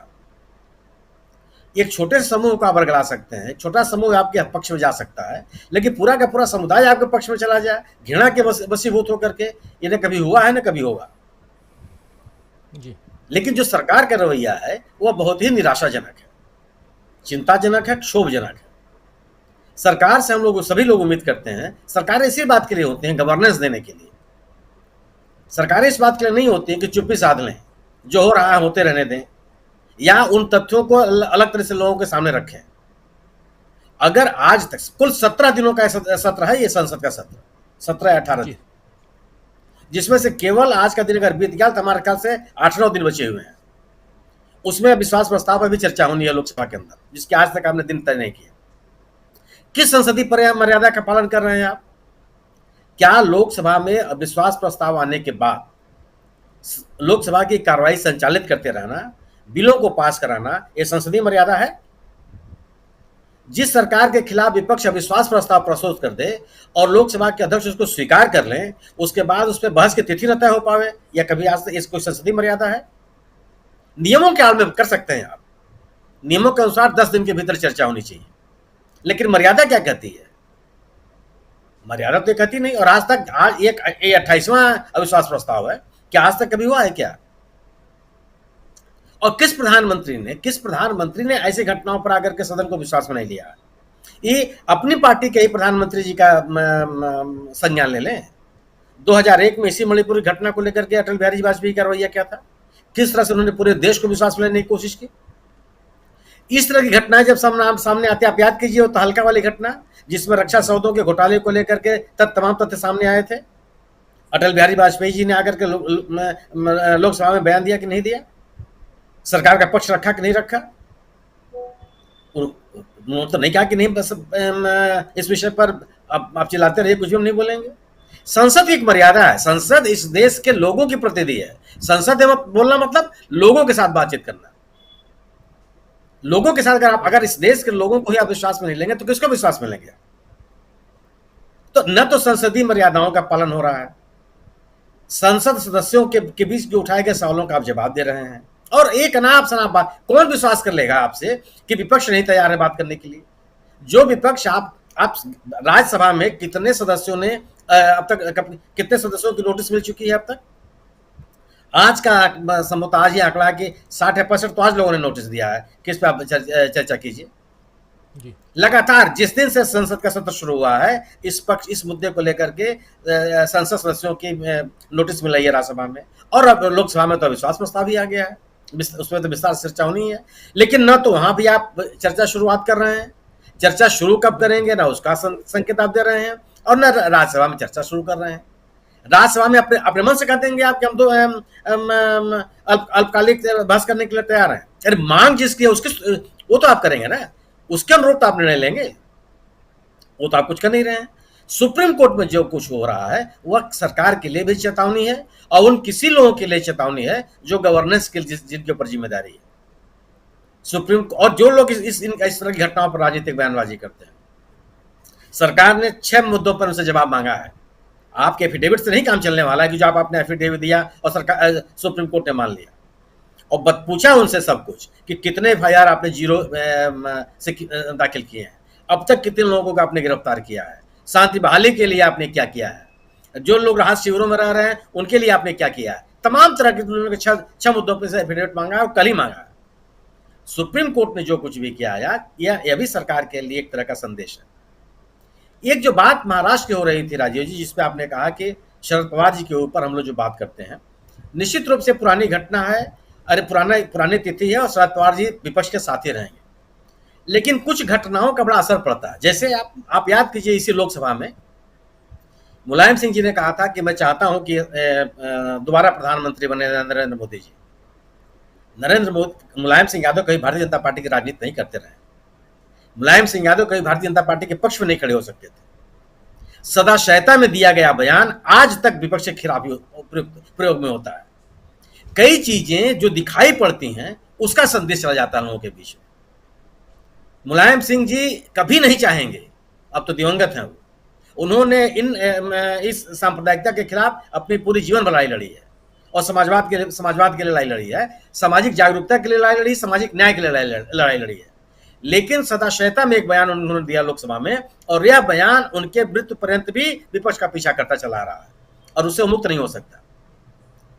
शरद पवार आज तक अपने जीवन के उत्तरार्ध में है, वो उन्होंने कभी भारतीय जनता पार्टी के साथ राजनीति नहीं की है, भारतीय जनता पार्टी के पक्ष में कभी खड़े नहीं हुए हैं, भारतीय जनता पार्टी के साथ मिलकर कभी चुनाव नहीं लड़े हैं और न लड़ेंगे वो, जो अब तक का उनका राजनीतिक रिकॉर्ड है। मेरे जैसा व्यक्ति यही विश्वास करता है। लेकिन कई बार होता है कि तस्वीर जब बन जाती है तो उसके नैरेटिव बनने शुरू हो जाते हैं। जिस की चर्चा दीपक जी ने की, जिस घटना जिसमें उनको लोकमान्य तिलक जी के नाम पर पुरस्कार दिया जाना है, शरद पवार का उस कार्यक्रम में जाना ही एक नैरेटिव बनने का काम करेगा। मैं मानता हूं और मन से मानता हूं, तर्कों से मैं नहीं मानता। मेरा अपना गट्स फीलिंग है कि शरद पवार कभी भारतीय जनता पार्टी की राजनीति नहीं कर सकते अपने इस समय, उनको कुछ हासिल होने वाला नहीं है। मैं भी मानता हूं कि जो उनका जन समर्थक है, जो समर्थक वर्ग है, उनको छोड़ के चला जाएगा जिस दिन उन्होंने बीजेपी की राजनीति की, बावजूद इसको राजनीति नहीं करेंगे। लेकिन इस तरह के समारोह में शामिल होना, जिस समारोह में वह व्यक्ति मौजूद हो जिसका आप जी जान से विरोध कर रहे हैं और सर पे चुनाव है, उनके साथ मंच शेयर करना, यह एक अलग तरह का राजनीतिक संदेश देता है। मैं गलत हो सकता हूं, लेकिन मेरी समझ ये कहती है। और मैं यही केवल कहना चाहता हूं कि जब आप न चाहते हुए भी ऐसे किसी बयान, ऐसे किसी समारोह में आपकी उपस्थिति हो जाती है जिसका राजनीतिक फायदा उठाया जा सकता है, तो उसको लोग खूब फायदा उठाते हैं और खूब कोशिशें होती हैं। अगर आप विरोध में हैं तो विरोध में हैं, अगर आप ये कहते हैं कि नहीं साहब हम इस राजनीति और इस राजनीति में शामिल और इसी राजनीति का नेतृत्व करने वाले लोगों के खिलाफ मैं खड़ा हूं, तो मैं खड़ा हूं, अपना हाथ उठा के मैं कह रहा हूं कि मैं खिलाफ खड़ा हूं।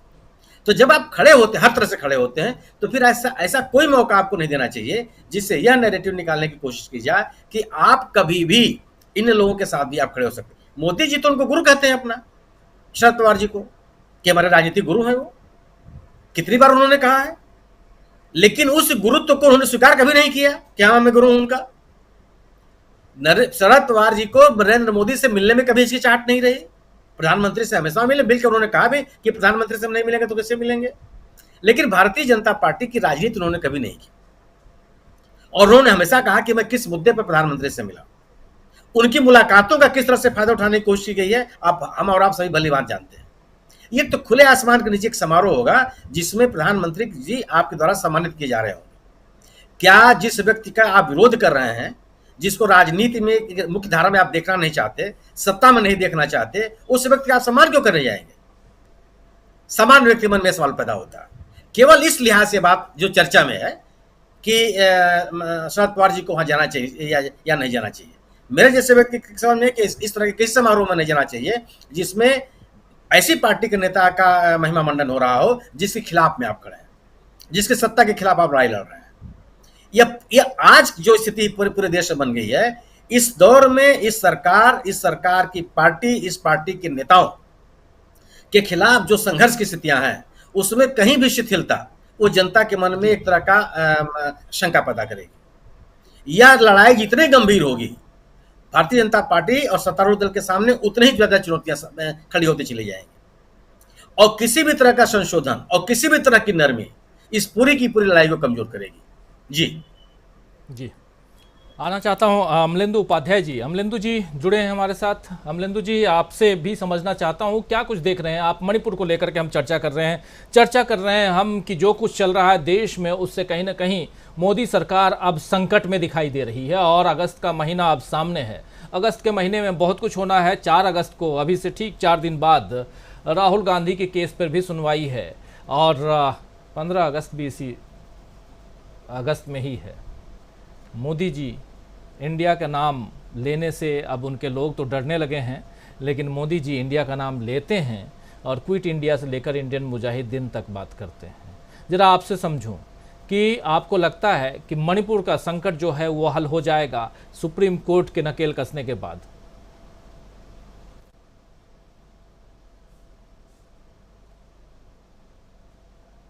अनम्यूट कीजिए आप। जी, सुप्रीम कोर्ट इस उलझी हुई गुत्थी को सुलझाने की कोशिश तो कर सकता है, लेकिन वो एक शेर है कि अहले दानिश ने बहुत सोच के उलझाई है गुत्थी, क्या उस तरीका कुछ है। तो जिसने ये गुत्थी उलझाई है राजीव जी, उसने बहुत सोच समझ के उलझाई है, और उसने छत्तीसगढ़ और राजस्थान का नाम जो है मणिपुर के साथ जो है वो यकायक नहीं ले लिया, और सिर्फ इसलिए नहीं ले लिया कि मणिपुर के साथ साथ छत्तीसगढ़ और राजस्थान की ये है उस पर चर्चा कराई जानी है। जो मॉडस ऑपरेंडी है राजीव जी, और इसके पीछे जो मुख्य उद्देश्य है, जो मुख्य मंशा है, वो असल में आदिवासियों को उनकी ज़मीनों से उखाड़ने की है, और उस पर एक लंबे उससे समय से काम चल रहा है। क्योंकि आदिवासियों को सरकार अगर उखाड़ती है खुद, तो सवाल खड़े होते हैं कि सरकार आदिवासियों पर जुल्म कर रही है, उसकी मंशा जाहिर हो रही है। तो इस तरीके के चक्रव्यूह रचे गए हैं कि जनता आपस में लड़े, और फिर डेमोग्राफी जो है वो विभाजित हो, और आदिवासियों के कब्जे में जो जंगल जमीन है उनसे आदिवासियों का कब्जा हटे। असली मंशा इसके पीछे ये है, और इसीलिए जो है इस तरीके की सारी रचनाएं हो रही हैं। तो अब सुप्रीम कोर्ट इसकी जो है केवल मुझे लगता है कि जो कानून का पक्ष है, जो कानून व्यवस्था का पक्ष है, उस पर कुछ अंकुश लगा सकता है, सरकार को मजबूर कर सकता है कि अगर सुप्रीम कोर्ट का जांच दल जाए तो सरकार को मजबूर करे कि वहाँ सरकार जो है राहत के काम करे, सरकार जो है वो पीड़ितों के पास तक पहुँचे, उनके पास तक सुविधाएं पहुँचे। ये सब काम तो सुप्रीम कोर्ट कर सकता है, लेकिन जो जहर घोला जा रहा है राजीव जी, और जो जहर घोल दिया गया है, उसको सुप्रीम कोर्ट किस तरीके से खत्म कर सकता है। तो सवाल यह है कि उस जहर को किस तरीके से खत्म किया जाए, और उसके पीछे जो मंशाएं हैं, जिस तरीके से वहाँ जो है वो सब चीज़ें चल रही हैं, उसको किस तरीके से खत्म किया जाए, उस पर जो मुझे लगता है कि विचार करने की बहुत ज़्यादा आवश्यकता है। जिस तरीके से इंडिया के सांसद मणिपुर से लौट कर आए हैं, उन्होंने वहाँ की जो भयावह परिस्थितियों का विवरण दिया है राजीव जी, वो पूरे देश के लिए एक चिंता का विषय है। वो सिर्फ जो है केवल इसलिए नहीं है कि सदन में मणिपुर पर चर्चा हो जाए, उससे कुछ हल निकल जाएगा। प्रधानमंत्री मणिपुर पर नहीं बोल सकते, प्रधानमंत्री मणिपुर पर नहीं बोलेंगे। और क्यों बोलेंगे? जब उसके पीछे जो है सब कुछ हाथ जो है सत्तारूढ़ दल का समझा जाता है, और ये इशारे किए जाते हैं कि सत्तारूढ़ दल के इसके पीछे कहीं ना कुछ ना कुछ हाथ है। आप वहाँ के मुख्यमंत्री को नहीं हटा रहे हैं, ना आप उसे बर्खास्त कर रहे हैं, ना आप वहाँ दूसरा कुछ काम कर रहे हैं। गृह मंत्री हमारा जो है मणिपुर जा नहीं रहा है, मध्य प्रदेश एक महीने में 3-3 बार चला जा रहा है। तो ऐसे में आप इस सरकार से क्या उम्मीद कर सकते हैं? तो सुप्रीम कोर्ट मुझे नहीं लगता है कि इस पर जो है कुछ वो ज़्यादा काम कर पाएगा, लेकिन सुप्रीम कोर्ट जो है बस वो कानून व्यवस्था का जो पक्ष है उसमें थोड़ा सा एक अंकुश लगाने का काम कर सकता है। हालांकि जो कई तरीके से जो है वो सुप्रीम कोर्ट को दबाव में लेने की कोशिशें की जाती रही हैं, और वो साफ साफ आ रही है। मतलब सरकार की तरफ से जो दबाव होते हैं वो भी साफ देखे जा सकते हैं, मंत्रियों के बयान देखे जा सकते हैं, भारतीय जनता पार्टी के नेताओं के बयान देखे जा सकते हैं, सोशल मीडिया पर सीबीआई के खिलाफ जो है अभियान जो चल रहे, हेट कैंपेन्स चल रहे हैं, उनको देखा जा सकता है। तो ये सब मिलाकर के राजीव जी उसी एक मॉडस ऑपरेंडी का एक हिस्सा है कि किस तरीके से सुप्रीम कोर्ट पर दबाव बनाया जाए कि वो जो भारतीय जनता पार्टी कर रही है मणिपुर में, जो दूसरा गुजरात बनाने की तैयारी है, दूसरा गुजरात मॉडल बनाने की तैयारी है, उसमें सुप्रीम कोर्ट बीच में आड़े नहीं आने पाए। ये एक संदेश देने की कोशिश की जा रही है, और मुझे लगता है कि उसमें अभी तक तो भारतीय जनता पार्टी जो काफ़ी हद तक कामयाब रही है। आगे अब कामयाब होती कि नहीं होती, ये देखने वाली चीज़ होगी। क्योंकि विपक्षी दल जो है, इंडिया के सांसद जिस तरीके से गए हैं, वो चीज़ें वहाँ उन्होंने देखी हैं, उसको ला करके सारी दुनिया के सामने रखा है, और सारी दुनिया के अंदर राजीव जी वो चीज़ें जा रही हैं। भारत में सरकार चर्चा से बच सकती है, बच रही है। प्रधानमंत्री यहाँ सदन में आकर के बोलने से बच सकते हैं, लेकिन सारी दुनिया जो मणिपुर को लेकर के बोल रही है, प्रधानमंत्री सारी दुनिया का मुंह कैसे बंद कर सकते हैं? ये भारतीय जनता पार्टी किस किस के खिलाफ जो है वो हेट कैंपेन चला सकती है। अब हेट कैंपेन की राजीव जी बात चली है, और जिस घटना का जिक्र किया जा रहा है कि साहब वो आरपीएफ का जवान जो है वो आता है और आकर के गोली मार के चला जाता है। राजीव जी असल में देखिए, जो सैन्य बल है, खासतौर से जो केंद्रीय सैन्य बल है, वो अभी तक समझे जाते थे कि सबसे ज़्यादा धर्मनिरपेक्ष जो सेक्युलर फोर्सेज हैं वो केंद्रीय फोर्सेज होती थी, और कहीं भी अगर दंगे होते थे तो सेंट्रल की फोर्सेज भेजी ही इसलिए जाती थी कि कहीं भी जातीय सांप्रदायिक तनाव हो तो केंद्रीय बल जाकर के वहाँ चीज़ों को शांत करें। मणिपुर का एक वीडियो वायरल हो रहा है राजीव जी, वहाँ जब वहाँ की पुलिस जो है वो जो केंद्रीय बल गए हुए हैं उनके साथ जो है वो हीला हुज्जत कर रही है, और वो बाकायदा बहुत सोशल मीडिया पर वायरल हुआ। आपको याद होगा कि थोड़े दिन पहले एक सोशल मीडिया पे एक वायरल हुआ एक सीआरपीएफ का एक कंपटीशन था, और उसमें एक महिला कांस्टेबल जो है वो मानवाधिकारों के खिलाफ जो है बड़ी जोर शोर से भाषण दे रही है, और उसको हमारे जो आईटी सेल उसने बहुत उसको जोर शोर से प्रचारित किया था। और बड़ी उस पर तालियां बजाई गई थी और कहा गया था साहब कि आतंकवादियों के क्या मानवाधिकार होते हैं। यानी कि ये एक जो है वो बनाने की कोशिशें की जा रही है, मानवाधिकार जो है वो किसी के होते नहीं हो, मानवाधिकार जो है वो सरकार के रहमो करम पे होते हैं। तो ये जहर जो राजीव जी बोया जा रहा है ये वो इन केंद्रीय बलों के अंदर भी पहुंच चुका है। ये घटना इस बात के जाहिर देती है। अगर सबक लिया गया होता, उस लड़की का जो वीडियो वायरल हो रहा था सीआरपीएफ के जवान का, उससे कुछ सबक लिए गए होते, मुझे लगता है तो कुछ काम होता है। लेकिन सबक लेगा कौन? जो जिनको सबक लेना चाहिए था वही जब इस जहर को फैला रहे हैं तो सबक लेने का कोई सवाल ही नहीं है। तो जैसा प्रशांत जी ने कहा कि परिस्थितियां बहुत गंभीर है, निश्चित तौर पर परिस्थितियां बहुत गंभीर है और देश की जनता को ही इन परिस्थितियों से मुकाबला करना पड़ेगा। कोई बाहर से आकर के ये चीजें ठीक नहीं कर सकता है। जब तक कि जनता उसकी खड़ी नहीं होगी, ये नहीं कहेगी कि विभाजन की राजनीति हमको नहीं चाहिए है, तब तक राजीव जी कुछ होने जाने वाला नहीं है। लेकिन कुल मिलाकर के सुप्रीम कोर्ट जो अपना कर सकता है, जो सीमा है, उसके अंदर वो प्रयास कर रहा है। जी राजीव जी, इस बीच एक ट्वीट देख रहा हूं, प्रधानमंत्री नरेंद्र मोदी का ट्वीट है। ट्वीट में प्रधानमंत्री जी कह रहे हैं कि बेटियों के मान में चलो, गरीबों के उत्थान में चलो, दलित सम्मान में चलो, किसान का दर्द भी सुनो, हुंकार भरो। कांग्रेस के मौजूदा शासन ने जिस प्रकार वीर वीरांगनाओं की भूमि राजस्थान को बदहाली और बदनामी का दलदल बनाकर रख दिया है, जनता जनार्दन उससे जल्द छुटकारा चाहती है। राज्य के कुशासन को उखाड़ फेंकने का जन जन से ने जो संकल्प लिया है, उसे भाजपा की इस मुहिम से बहुत बड़ा बल मिलने वाला है। खैर, ये आप लोगों तक पहुंचाना था प्रधानमंत्री नरेंद्र मोदी का ये ट्वीट, और इस ट्वीट से आप समझ सकते हैं कि फोकस राजस्थान की तरफ करो, बेटियों के मान में चलो, गरीबों के उत्थान में चलो, दलितों के सम्मान में चलो, किसान का दर्द भी सुनो, हुंकार भरो, राजस्थान चलो। कुल मिला के ये है, मणिपुर की तरफ मत झांको। मणिपुर और राजस्थान की बात कर रहे हैं हम, और अभी आना चाहते हैं सीधे प्रोफेसर अखिल स्वामी जी के पास। लेकिन उससे पहले एक सूचना दोस्तों आप लोगों तक पहुंचाना चाहता हूं। इस कार्यक्रम के ठीक बाद सत्यपाल मलिक का एक और इंटरव्यू, बहुत बड़ा खुलासा करने वाले हैं सत्यपाल मलिक। प्रशांत टंडन जी ने आज ही उनका इंटरव्यू आप सुनेंगे थोड़ी देर बाद, 8:45 बजे इस कार्यक्रम को जैसे समाप्त करेंगे उसके बाद आप फिर से सत्यपाल मलिक को देखेंगे हमारे इसी चैनल पर ठीक इस कार्यक्रम के बाद। ज़रूर सुनिए, ज़रूर देखिए, और पसंद आए तो ज़्यादा से ज़्यादा लोगों के बीच शेयर भी कीजिए। सत्यपाल मलिक अगर मुंह खोलते हैं तो कुछ ना कुछ खुलासा करते हैं, और 2024 से पहले क्या कुछ बड़ा धमाका होने वाला है सब कुछ बताएंगे सत्यपाल मलिक उस कार्यक्रम में प्रशांत टंडन जी के साथ चर्चा में। तो उस इंटरव्यू को ज़रूर देखिए डीबी डायलॉग में। और इस चर्चा को अब आगे बढ़ाते हैं इस सूचना के साथ, और सीधा एक सवाल के साथ आना चाहता हूं। प्रधानमंत्री तो राजस्थान चलने की बात कर रहे हैं, लेकिन मणिपुर की तरफ न जाते हुए प्रधानमंत्री को, उनकी पार्टी को फायदा है क्या? क्या सब कुछ जानते हुए सुप्रीम कोर्ट की फटकार के बाद, उसके बाद भी, और मणिपुर पर ना बोलना, सदन के अंदर सब कुछ जितनी सारी चीज़ें हो रही हैं उन सबको देखते हुए कई मीडिया जो उनके अपने मीडिया हैं वो उस पर भी मणिपुर के खिलाफ बातें आती रही हैं जो कुछ वहाँ हो रहा है, उसके बाद भी क्या स्वामी जी बीजेपी को सियासी तौर पर मणिपुर में जो कुछ हो रहा है उससे फायदा है? देखिए राजीव जी, मुझे ऐसा लगता है उनको ऐसा लग रहा है कि उनको फायदा है। आज मैं एक कार्यक्रम में गया था जो कि जहां पे 100 में से 90 लोग भक्त लोग थे, और उसमें 70% लोग ये कह रहे थे कि मणिपुर पे बोल के मोदी जी बहुत बड़ी गलती कर रहे हैं। तो उन्हें लगता है कि बहुत ज्यादा फायदा हो रहा है, लेकिन जमीनी स्तर पर एक शिक्षक की तरह जो मैंने देखा है उनको बहुत ज्यादा हानि हो रही है। हालांकि आपने राजीव जी आगाह किया था कि हम लोग महाराष्ट्र पे और शरद पवार पे बात ना करें, लेकिन क्योंकि बात छिड़ गई थी मैं उसको पक्ष को थोड़ा क्लियर कर दूं।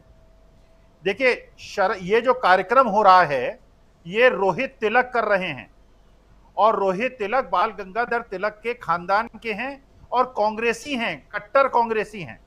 ये कांग्रेस के एक सदस्य द्वारा आयोजित कार्यक्रम है। और राजीव जी, मैं भी अपने संस्कार बताऊं, जो मेरे हिंदू संस्कार हैं, जो मेरे सनातनी संस्कार हैं, मेरा दुश्मन भी अगर मेरे घर आ जाएगा मैं उसका अपमान नहीं करूंगा।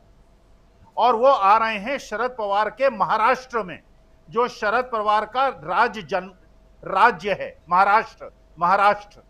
वहां अगर देश का प्रधानमंत्री आता है तो उसका सम्मान करना ये भारतीय सनातनी और हमारी परंपरा है। हम वो लोग नहीं हैं जो कि चीफ जस्टिस इंडिया को ट्रोल करें। हम वो लोग नहीं है जो किसी को भी ट्रोल करें। हम वो लोग नहीं है जो किसी बेटी और किसी नारी को भी क्योंकि विपरीत मानसिकता की है उसको ट्रोल करें। हम किसी को ट्रोल नहीं करते हैं। अगर हमारे देश में मेरे घर में अगर कोई दुश्मन भी आएगा, मैं देखिए उस सिद्धांत को मानने वाला आदमी हूं। वैद्य की टेबल पे ऑपरेशन थिएटर पे दुश्मन भी आएगा तो उसको एक वैद्य की तरह, डॉक्टर की तरह उसका ऑपरेशन करना चाहिए, जो पंच परमेश्वर की बात थी। मेरी क्लास में आईएएस का बेटा भी बैठे, वहां पे देश के सबसे बड़े उद्योगपति का बेटा भी बैठे और चपरासी का भी बैठा बेटे, सब वहां स्टूडेंट्स हैं। मैं टीचर हूं, मेरी क्लास है। ये प्रधानमंत्री देश के जा रहे हैं, शरद पवार ऐसा धोबी पछाड़ मारेंगे।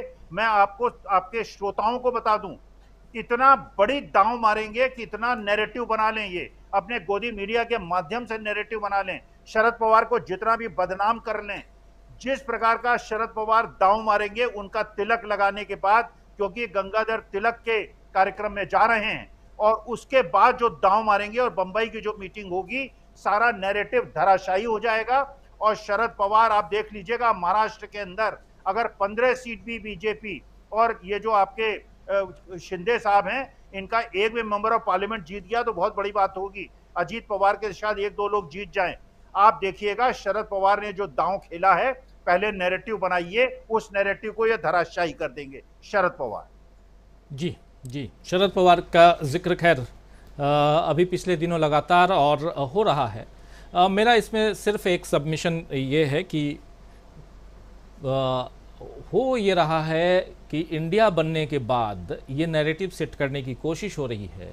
आप याद कीजिए, जब प्रशांत टंडन जी, हम लोग थे वहीं बेंगलुरु में, और लालू प्रसाद यादव, नीतीश कुमार और जयंत चौधरी, ये लोग वापस आ गए थे, और अखिलेश यादव भी आए थे वापस। ये लोग जल्दी वापस आए थे, और ये इसलिए वापस आए थे क्योंकि इन लोगों को एटीसी की तरफ से कहा गया था कि आपको इस समय सबको इस टाइम दिया जाता है कि चूंकि चार्टर से आते हैं, अपनी विमान से आते हैं, अपने से प्राइवेट जेट से, तो उनको कहा जाता है कि आपको 2:50 पे उड़ना है, आपको 3:25 पे उड़ना है, आपको 3:45 बजे जाना है, और इस कारण ये लोग चले गए थे। लेकिन एक नैरेटिव सेट किया गया कि ये सब नाराज होकर चले गए, इसीलिए ये मंच पे दिखाई नहीं दिए। ये चूंकि हम लोगों के सामने की घटना है, कुछ चीज़ें फील्ड में रहने से जानकारी मिलती है, वही पहुंचाने की कोशिश करता हूं। और ये जो लोग नैरेटिव सेट करते हैं, एक जो मीडिया का दूसरा धड़ा है, और उनकी पोल खोलना ज़रूरी है यहाँ पे। और मेरा बस सबमिशन यही है कि हम उसमें ना बहें। यहाँ पर शरद पवार जो अभी आप कह रहे हैं, अभी आप नहीं कहते तो मैं कहता कि तिलक सम्मान क्या है और तिलक सम्मान कैसे दिया जा रहा है। प्रधानमंत्री नरेंद्र मोदी को बुलाया गया, जिनको तिलक सम्मान दिया जा रहा है वो भी आ रहे हैं, तो लेने वाला भी आ रहा है, देने वाला भी आ रहा है, और यहाँ नैरेटिव कुछ और सेट किया जा रहा है। उससे बाहर निकल करके हम सीधा आना चाहते हैं एक जो मणिपुर की घटना, प्रधानमंत्री नरेंद्र मोदी भी उसी राह पे चल रहे हैं जिस राह पे एक मीडिया चल रहा है, जिसमें कहीं से भी मणिपुर की बात ना आए, इंडिया की ऐसी तैसी हो जाए। इंडिया से मतलब भारत नहीं, इंडिया से मतलब 26 दलों का गठबंधन। प्रशांत टंडन जी, क्या लगता है आपको? वही सवाल आपके पास भी और बाकी हमारे तीनों साथियों के पास भी आकर के वही सवाल पूछना चाहता हूं। फायदा मिलता हुआ दिखाई देता है कि आज की तारीख में मणिपुर पे कुछ न कह करके आप चलिए, अभी 1 तारीख को चलो राजस्थान देख रहा हूं, प्रधानमंत्री नरेंद्र मोदी ने बीजेपी हैंडल को वो किया है, शेयर किया है, और उसमें साफ साफ यही है कि 1 तारीख को राजस्थान चलो। इनको लग रहा है कि राजस्थान में इससे बहुत फायदा हो जाएगा। बेटियों के सम्मान की बात कर रहे हैं आप, पूरे देश की बेटियों के सम्मान तो कीजिए, लेकिन वहां की बेटियों का सम्मान क्यों नहीं कर रहे हैं? वहां की बेटियों को आज आपके कुछ नहीं तो सदन में आकर के माफी मांग लीजिए। दुख और क्रोध आप जतला रहे थे, आप अंदर आकर के दुख और क्रोध जतला लीजिए। वहां कह दीजिए जाकर के कि हाँ, मैं एक अकेला मणिपुर को देख लेने में के काबिल हूं, ये कह दीजिए। लेकिन आप ये तो नहीं कह रहे हैं। अगर ये नहीं कह रहे तो इसके सियासी क्या मायने हैं? इससे क्या फायदा हो रहा है मोदी सरकार को? देखिए राजीव जी, नरेंद्र मोदी एक संदेश देते हैं अपने समर्थकों को, और इस ट्वीट में उन्होंने 2 संदेश दिए हैं। एक संदेश उन्होंने चीफ जस्टिस को दिया है कि हमें आपकी बात से कोई फर्क नहीं पड़ता है, हम राजस्थान ही कहेंगे। और बीजेपी आईटी सेल या बीजेपी आईटी सेल समर्थित मोदी जी के समर्थक लोगों ने 7 लाख ट्वीट करके चीफ जस्टिस ऑफ इंडिया को गालियां दी हैं, उनके परिवार पर टिप्पणियां की हैं। और ये तब होता है जब सुप्रीम कोर्ट की तरफ से कोई ऐसा फैसला, कोई ऐसी टिप्पणी आती है जो सरकार को या मोदी जी को जो नागवार गुजरती है। तो ये इशारा है चीफ जस्टिस के इस बयान को, जो अभी आपने चर्चा की, सुषमा स्वराज की बेटी वहाँ मौजूद थी, उन्होंने सुप्रीम कोर्ट को डिस्ट्रैक्ट करने की कोशिश की। सुप्रीम कोर्ट उनको रास्ते पर लाया कि आप इधर उधर की बात मत कीजिए, आप मणिपुर की बात कीजिए। क्या मणिपुर की महिलाओं को हम तब बचाएंगे जब सारी महिलाओं को बचा लेंगे? प्रधानमंत्री यही संदेश देना चाहते हैं अपने समर्थकों को कि हम मणिपुर की महिलाओं के साथ नहीं हैं। परोक्ष रूप से यही संदेश है। आप राजस्थान की बात करो तो बेसिकली ये पॉलिटिकल स्कोर है कि जहां विपक्ष की सरकार है वहां पे हम ये सब बातें करेंगे, जहां हमारी सरकार है वहां ये मणिपुर होता रहे। और इस बात की चर्चा राजीव जी कई बार यहाँ पे कर चुके हैं। सत्यपाल मलिक जी के साथ इंटरव्यू में भी इस बात की चर्चा हुई कि प्रधानमंत्री नरेंद्र मोदी को ये बात मानना मुश्किल है कि मणिपुर के उस वीडियो की खबर तब लगी जब हम लोगों को लगी, जब वो मीडिया में लीक हुआ। नहीं, वो इंटेलिजेंस एजेंसीज के पास रहा होगा और ये मानना बहुत मुश्किल है कि एजेंसीज ने इनको अपनी ब्रीफिंग में बताया नहीं होगा, एक से ज़्यादा बार बताया होगा। जी। दूसरी बात है कि आप विपक्ष का चर्चा ना करके, आपके कमरे में हाथी मौजूद है जिसको अंग्रेजी में कहते थे एलिफेंट इन द रूम, और आप उसको अनदेखा कैसे करेंगे? ये कोई राजनीति है कि आप विपक्ष का नाम लेकर आप राजनीति नहीं करेंगे तो ये राजनीति कोई मतलब इस पे क्या चर्चा की जाए? ये कोई बहुत समझदारी की बात नहीं है, और ये कितनी समझदारी की बात तो हम लोग देखेंगे। और दूसरी जो सत्यपाल मलिक जी के इंटरव्यू की बात है, उन्होंने कई नए खुलासे किए हैं, इशारा किया है कि कितना गंभीर हो सकता है 2024 का चुनाव, क्या क्या हो सकता है। बहुत डरावनी तस्वीर है, लेकिन उस इंटरव्यू को देखें जरूर। जी ठीक, अभी से 15 मिनट बाद आप इंटरव्यू देखेंगे। सत्यपाल मलिक पूर्व राज्यपाल के साथ एक बार फिर से इंटरव्यू किया है प्रशांत टंडन जी ने, और 2024 से पहले कौन कौन सी डरावनी तस्वीर है इस देश की, देश में क्या कुछ बड़ा धमाका होने जा रहा है 2024 से पहले, सब पर खुलासा किया है उन्होंने, सत्यपाल मलिक ने। तो इंटरव्यू देखना मत भूलिए, आज ही ठीक 15 मिनट बाद। आना चाहता हूं डॉक्टर प्रकाश हिंदुस्तानी जी आपके पास। हिंदुस्तानी जी, आपसे भी समझना चाहता हूं, क्या लगता है आपको मोदी जी की चुप्पी से फायदा है आगामी चुनाव पर? मोदी जी की चुप्पी न केवल उनके लिए बल्कि भारतीय जनता पार्टी के लिए भी घातक है। देश के लिए तो ये बहुत घातक है, लेकिन वो एक रियल व्यवहार उनका जो सदा से रहा है, गुजरात के दंगों के वक्त से जो व्यवहार उनका रहा है वो यही है कि हम तो ऐसे ही हैं। और ये प्रवृत्ति जो है वो प्रवृत्ति किसी भी लोकतांत्रिक नेता के पास, नेता के सामने, नेता के मन में कभी नहीं देखी जा सकती कि वो इस प्रवृत्ति का हो। लोकतंत्र में नेता, खासकर प्रधानमंत्री, सभी लोगों को साथ लेकर साथ चलने वाला होता है। पहले भी जितने प्रधानमंत्री हुए हैं सब में ये बात रही, थोड़ी कम ज्यादा रही होगी, लेकिन कोई भी प्रधानमंत्री विपक्ष की इस तरह अवहेलना नहीं करता, किसी ने नहीं की, लेकिन इन प्रधानमंत्री ने की है। मुझे लगता है कि ये उनका व्यवहार अतिवादी है और वे हालात को समझने को तैयार नहीं है।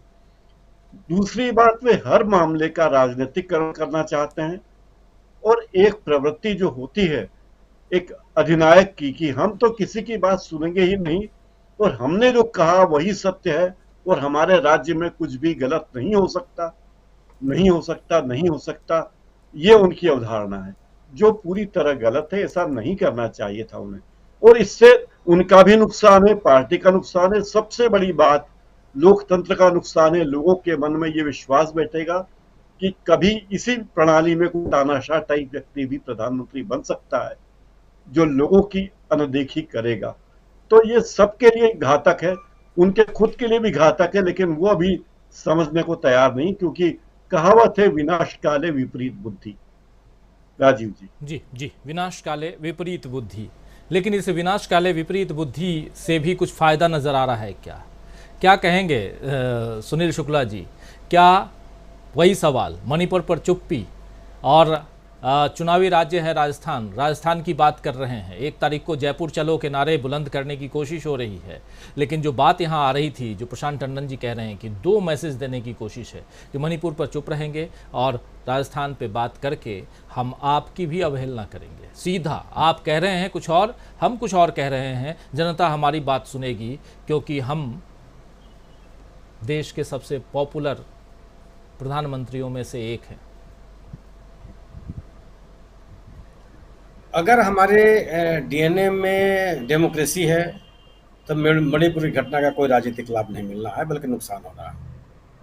अगर हम वाइब्रेंट डेमोक्रेसी हैं तो कोई भी डेमोक्रेटिक समाज इस तरह की घटनाओं को बर्दाश्त नहीं कर सकता।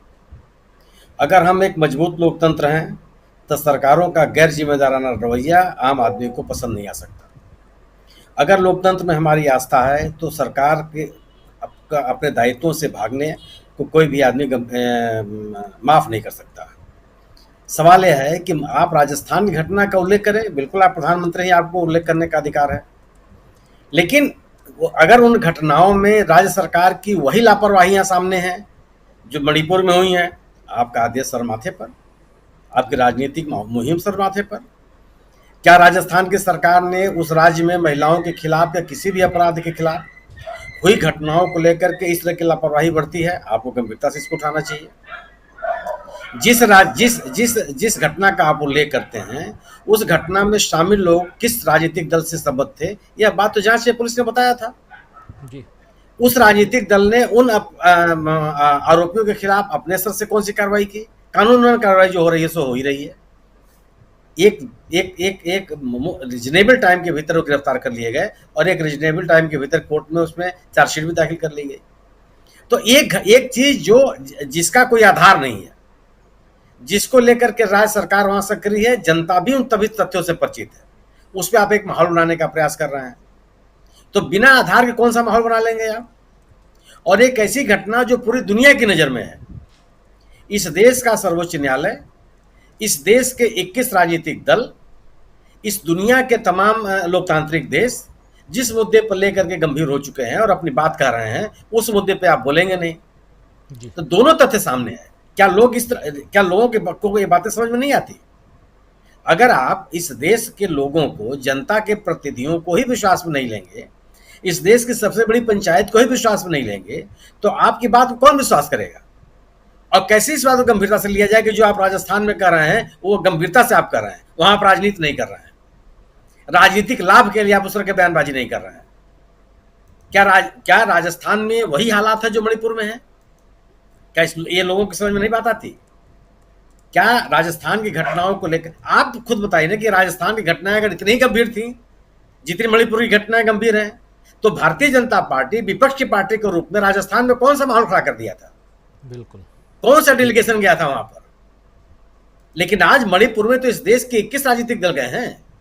भारतीय जनता पार्टी को छोड़ करके सभी राजनीतिक दल वहां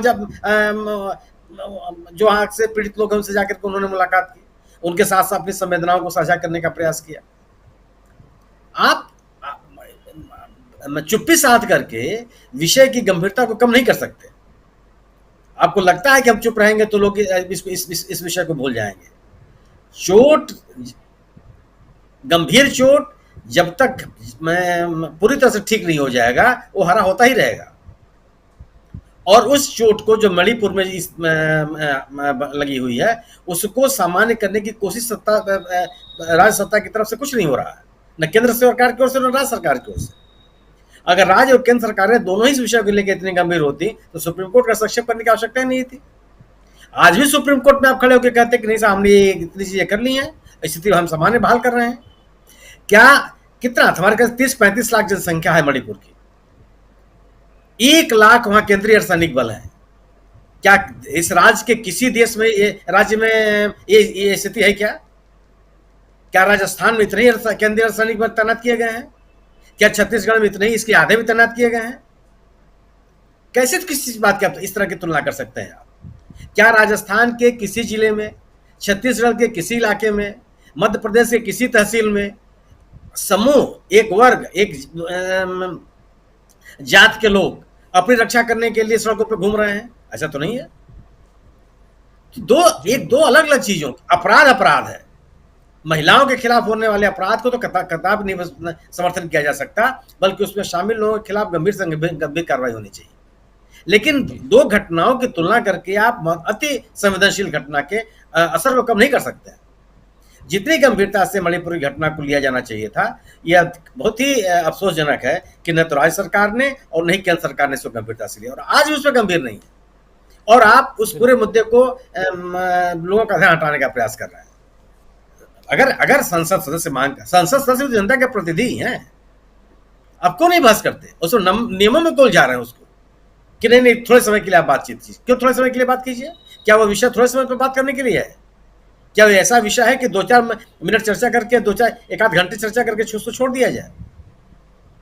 ये तो संभव। अगर ये इतना ही 1-आध घंटे की चर्चा करने का विषय है तो आपने 1 लाख के अंदर सैनिक बल क्यों भेज दिया आपने वहां? क्या जरूरत थी? अगर ये विषय गंभीर नहीं है, वहां पे हालात इतने गंभीर नहीं है, तो इतने बड़े पैमाने पर रासायनिक बलों की तैनाती क्या उचित है? निश्चित रूप से विषय बहुत गंभीर है। देश की सुरक्षा का सवाल है। सीमावर्ती राज्य है वो, 3 देशों से उसकी सेवाएं मिलती हैं, तमाम तरह के अंतर्राष्ट्रीय खतरे हैं, और इस विषय को आप 2 घंटे में शॉर्ट टाइम ड्यूरेशन के बहस खत्म करना चाहते हैं। और आप कहेंगे मैं गंभीर भी हूं।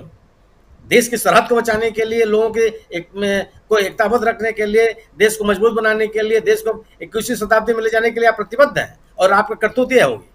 कौन आपकी बात विश्वास करेगा?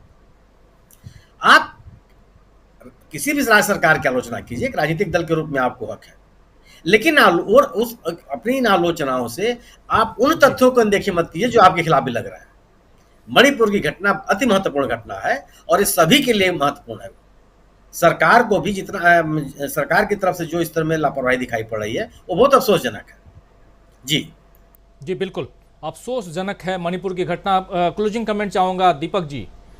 मणिपुर की घटना पे हम बात कर रहे हैं, बात हमने की जो ट्रेन में आज घटना घटी है उसकी भी बात हम कर रहे हैं, सुप्रीम कोर्ट में जो कुछ हुआ है उसकी भी, और हम बात कर रहे थे सदन के अंदर जो कुछ हो रहा है और सदन के बाहर जो कुछ चल रहा है। यानी सदन से लेकर सुप्रीम कोर्ट तक कहीं ना कहीं मोदी सरकार की फजीहत तो हो ही रही है, ये माना जाए।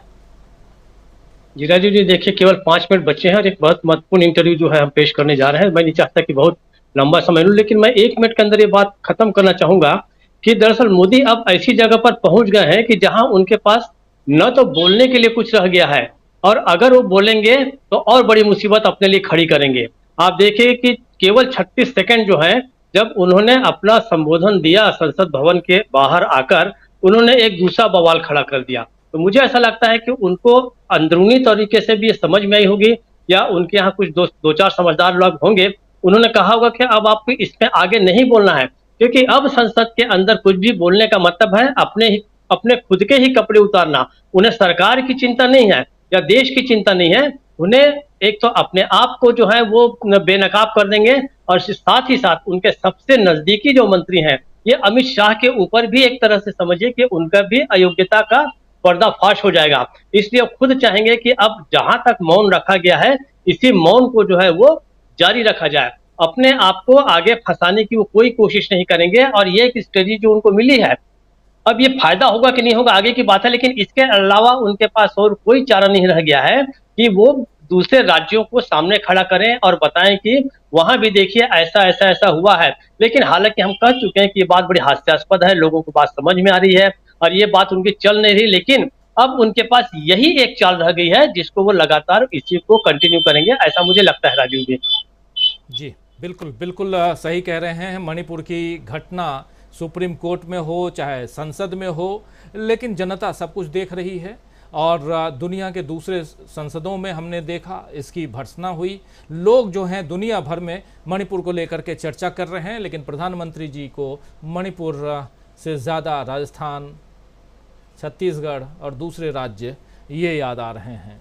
देश में अमन हो, शांति हो, सुखी जीवन व्यतीत करें लोग और 15 लाख लोगों के जेब में आए और जितने वादे किए थे 2 करोड़ नौकरियां मिले और भी कुछ वादे किए, उन वादों को मोदी जी पूरा करें।